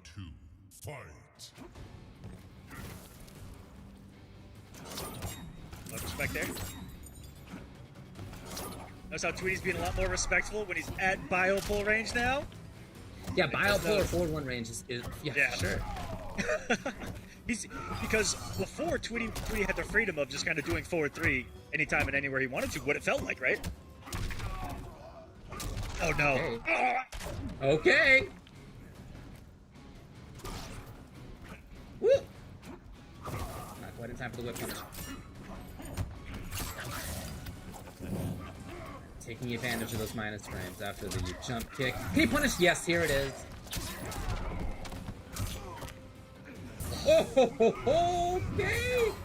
Will he break? He does, but Tweety this time does not get it right. One hit for both now. Unjust has the bar. Oh no, that was the opportunity. Very different. Good punish was the foul. He let it rip. He let He it let rip. it absolutely rip. What? Somebody is just a player who doesn't often let it rip in that way. Right there. Yeah, that was rare. That was a rare, full-on risk from the Mighty Unjust. I mean, he's been that way with the bio pulls, but that one was life or death.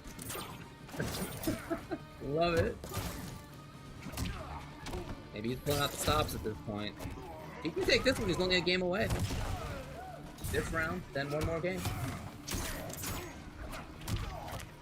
Oh, what a backdash for Tweety, just outside of the range of forward one, gets the whip punish. He's got a ton of damage here. There was a break after all. My man blocked it! Side switch. Oh, there's that aggression from Tweety. Loving those dash up mix-ups. No conversion, and that may have been 100% intentional. Wanted the interactable, not up for the kill. Punish. Well, it worked out. I think you can just do Sand Trap, but it worked out. Tweety. Yeah. 1-1. That thing is very hard to punish. Even I fought it with a character like Cordal, who has some of the biggest range.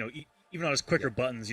9 frame going around the same distance as that forward 3, and it's still really tricky to punish that thing. And I think that you just need to universally go for that Sand Trap. But still, on chip right there could have killed. He just stopped the forward 3 early. So close out the round. 1-1 situation here. Post reset. We're down to the wire. Unjust has been fighting for his life for these rounds, and he's making this work. From the 3-0 that Tweety put, the situation that Tweety put him in after that 3-0, he's making it work. Gotta give credit where credit's due. And doing it with a character that he, has just progressively made adjustments throughout the set. Well, it's that range specifically of like forward 1 or bio pull that has been super, super helpful for him. That, Tweety doesn't want to be in that range, obviously. Tweety would love to be up close, of course, but like if he's not up close on his own terms, he'd just rather be away. So that means that Geras has walked himself backwards quite a bit. Kano's been able to move forward. Yeah. Approach the corner. It hasn't always worked out, right? But that strategy makes a lot of sense. It is being effective. And it was super effective when Tweety was being the most active, right? But now that he's being less active, blocking a little bit more here, especially at that range, it slowed things down a little bit here, and now he's finding those hits again. You're fine. He's plus right there, David. Down 4 into command grab, yeah. You're fine. He's got to laugh through it. Off to a wonderful start here. With a throw of Geras. Slams you into the ground. More pressure. Boy, these guys are wake up jump happy too. Mm-hmm. Turns. Oh, he's gonna burn. Oh, yeah. Hold on, yeah. There wasn't even meter to back that up. And he did it again. Okay, this is savage. He actually, instead of slowing down when Tweety slowed down, and it was working, he's like, there is no like going backwards. There's only going forward for Unjust now, and he's going to get more and more savage and aggressive as this gets along, and that is the Kano way. I'm loving it. It makes a lot of sense. That said, you're going to take the tax every now and then of a good 350. That's how it goes. The throw escape's there. Look at Tweety, very forward movement heavy. Forward 3, finishes the string. He's in there stealing turns. As one of the best tools for it, being slightly negative with a 6 frame down one.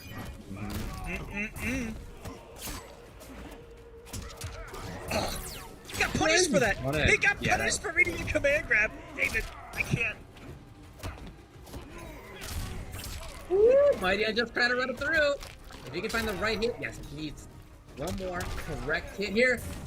I don't know. I think he's in the wrong fatal blow. Outside of 4-1 range. What Wow. a call by Tweety. Did he have no defensive bar? If he had defensive bar, that was... Okay, he did. I think that was just chill. Okay. Oh, I was about to say, if he had Final bar, round. I would have almost cried. Fight. Sometimes you're a genius, but yeah, looking for chip there, I think.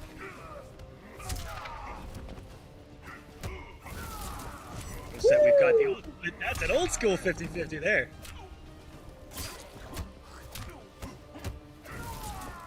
Oh man! Speaking He's of, bringing out the mix. is this Combo Breaker 2019? Right. He even tried to do jump early kick. Yeah. I'm just trying to get back into that range. Maybe a little bit ahead of himself, in fact. Here's where he wants to be. Tweety! Wake up buttons, yes, but then the awareness of what was happening to get the proper confirmation, and Tweety's just gonna be one hit, one grab, anything away from taking this. Even chip, and that's what he does. It's 2-1. Tweety, one game away from winning this all the way through. And he has been put through the Kano Gauntlet here in week number 6. Fresh off some wonderful Kano action from players like Rewind, even Biohazard himself. You see this character, you know, looking pretty good recently, Yep. and it looks like Tweety's got a little bit of an answer already. Because you know, players like him look at that and go, "Okay, I gotta find out what this sauce is," because Jackie Briggs. everyone's getting mixed to death, and it is not with his back fully to the wall. It is not the Cetron pick, but the Jackie pick, and I like this too. Well, I mean, in some ways, the matchup, I think, can make sense. You know, you want to approach from the air. Garrus is not necessarily the best at dealing against that. But that said, when you watch Tweety play versus Round top-level Jackies even, fight. I mean, he makes it look difficult. He's always at the right spot. He's always up close, right? He is ready for the air approach, ready for the whiff punishes on the ground.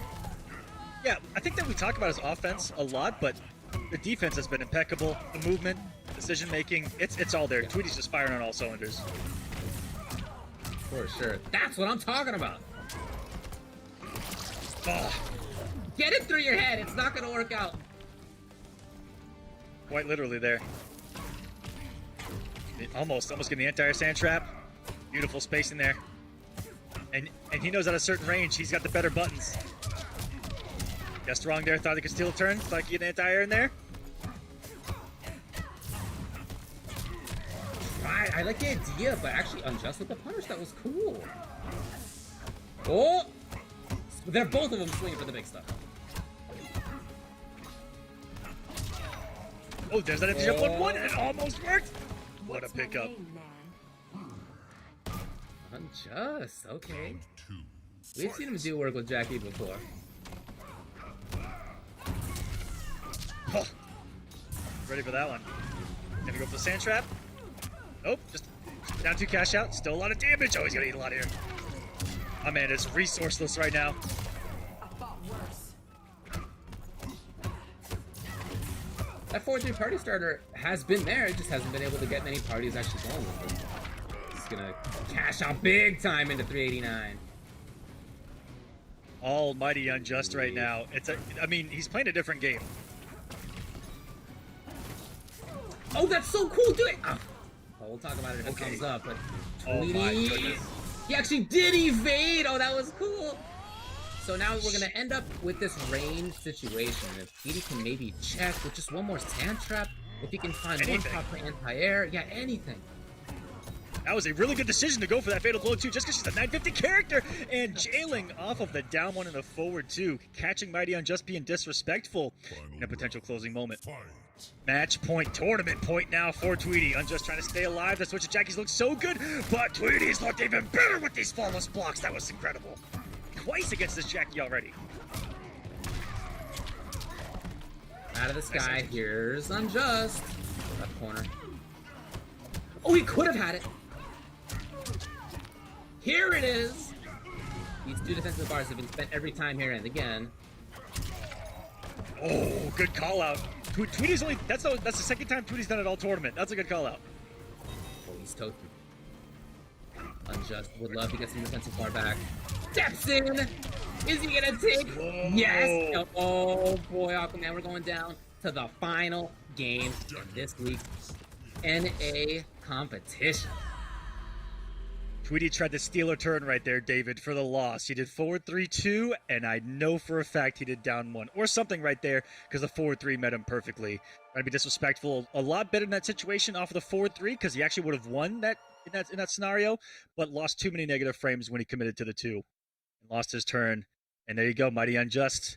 The switch to Jackie, that's one of the biggest things is that Jackie's got the quick mids versus Kano, where all you're going to be worried about on reversal, right? In a negative situation is a down 1. You know, Kano can't really just throw something out and hit confirm into it like a character like Jackie can. When it's Jackie's turn, she can take it with safe, multi-hitting mids that are hit confirmable, and that's a bit of a game changer. It is the final game. We got Tweety on the left. We got Unjust on the right. These are both players who are looking great in points, but nevertheless, you want to get as high as you can in those standings. It is the last game of NA East. Number 6, what a start for Unjust! Woo! We are down About to a the mile wire. a minute to get into gentlemen. this. Look at this! Yeah, That's the count hit. Talked about. It's the bar the last second. He's going to get it here, and wow, we are going 100 miles an hour. Unjust lost a little bit of damage right there. He's going to have a turn, and Tweety trying to be disrespectful again in those slightly negative frames. Oh, look at that. Would you look at that knee? Look at that knee. We got Tweety here for pressure yet again. A couple of times. And again, it's that far jump, looking for the air-to-air one. We've seen so many times. Ooh, Tweety got that first. Oh! Okay! I think that was Unjust calling him out. I think you're right. For sure. Okay, give him some life Hoping here. to stay alive in this round here is Tweety not willing to give up on the round. I always like this. I always like that decision because against her, it's only going to leave you at a one hit situation. He And cannot Tweety do a reacted sand trap. If he's on that, He actually couldn't. cannot do a sand trap. He will die if he goes into it. Oh no. I love this from Mighty Unjust. He's just hanging out. Why move? Right? Chip Why and take sand. any risk at all? Oh no! Gorgeous choice by Mighty Unjust. The approach was so good, forcing Tweety into the corner. It's match point, tournament point for Unjust. Fight. This will be one of the biggest comebacks I've seen.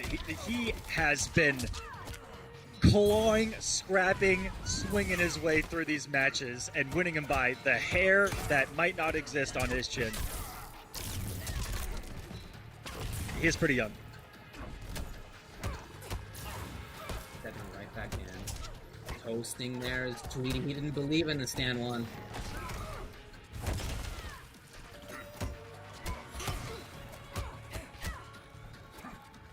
No chance. He was waiting. And right there, you know, Tweety just used to be able to get away with those staggers, but not against Jackie, and that's gonna be it. Mighty Unjust, one more dot damage. He rolled away. 5 left for Tweety. Oh, the floor is lava. The air is lava. I'm scared. There it is! Unjust! Putting the lava down again. That volcano of a character for Unjust that he switched to did the trick. And he takes NA East number 6. Jackie Briggs wins.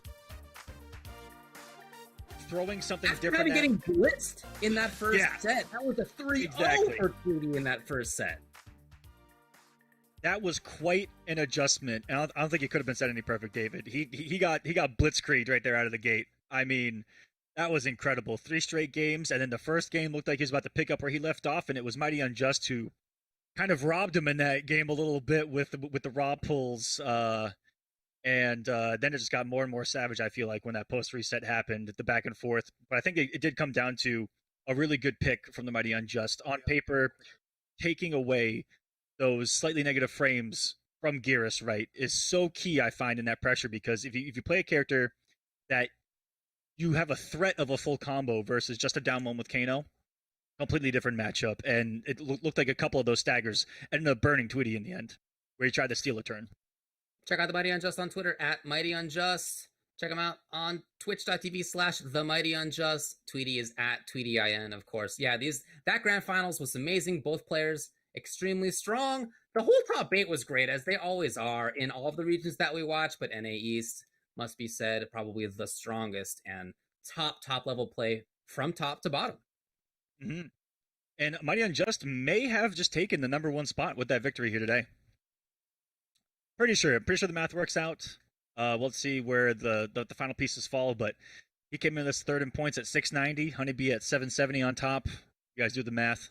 That's a lot of points right there. He's going to be jumping up pretty high and dominating both the Pro Competition and the Open Series. I mean, if there's not a bigger statement in North American Mortal Kombat, I don't know what is. I'm telling you, looking great right there. It was a great top 8. That was North America East. We are going to have North America West. That will be starting pretty soon. You'll want to be around for that. Thanks a lot for watching NA East. We'll see you in a little bit.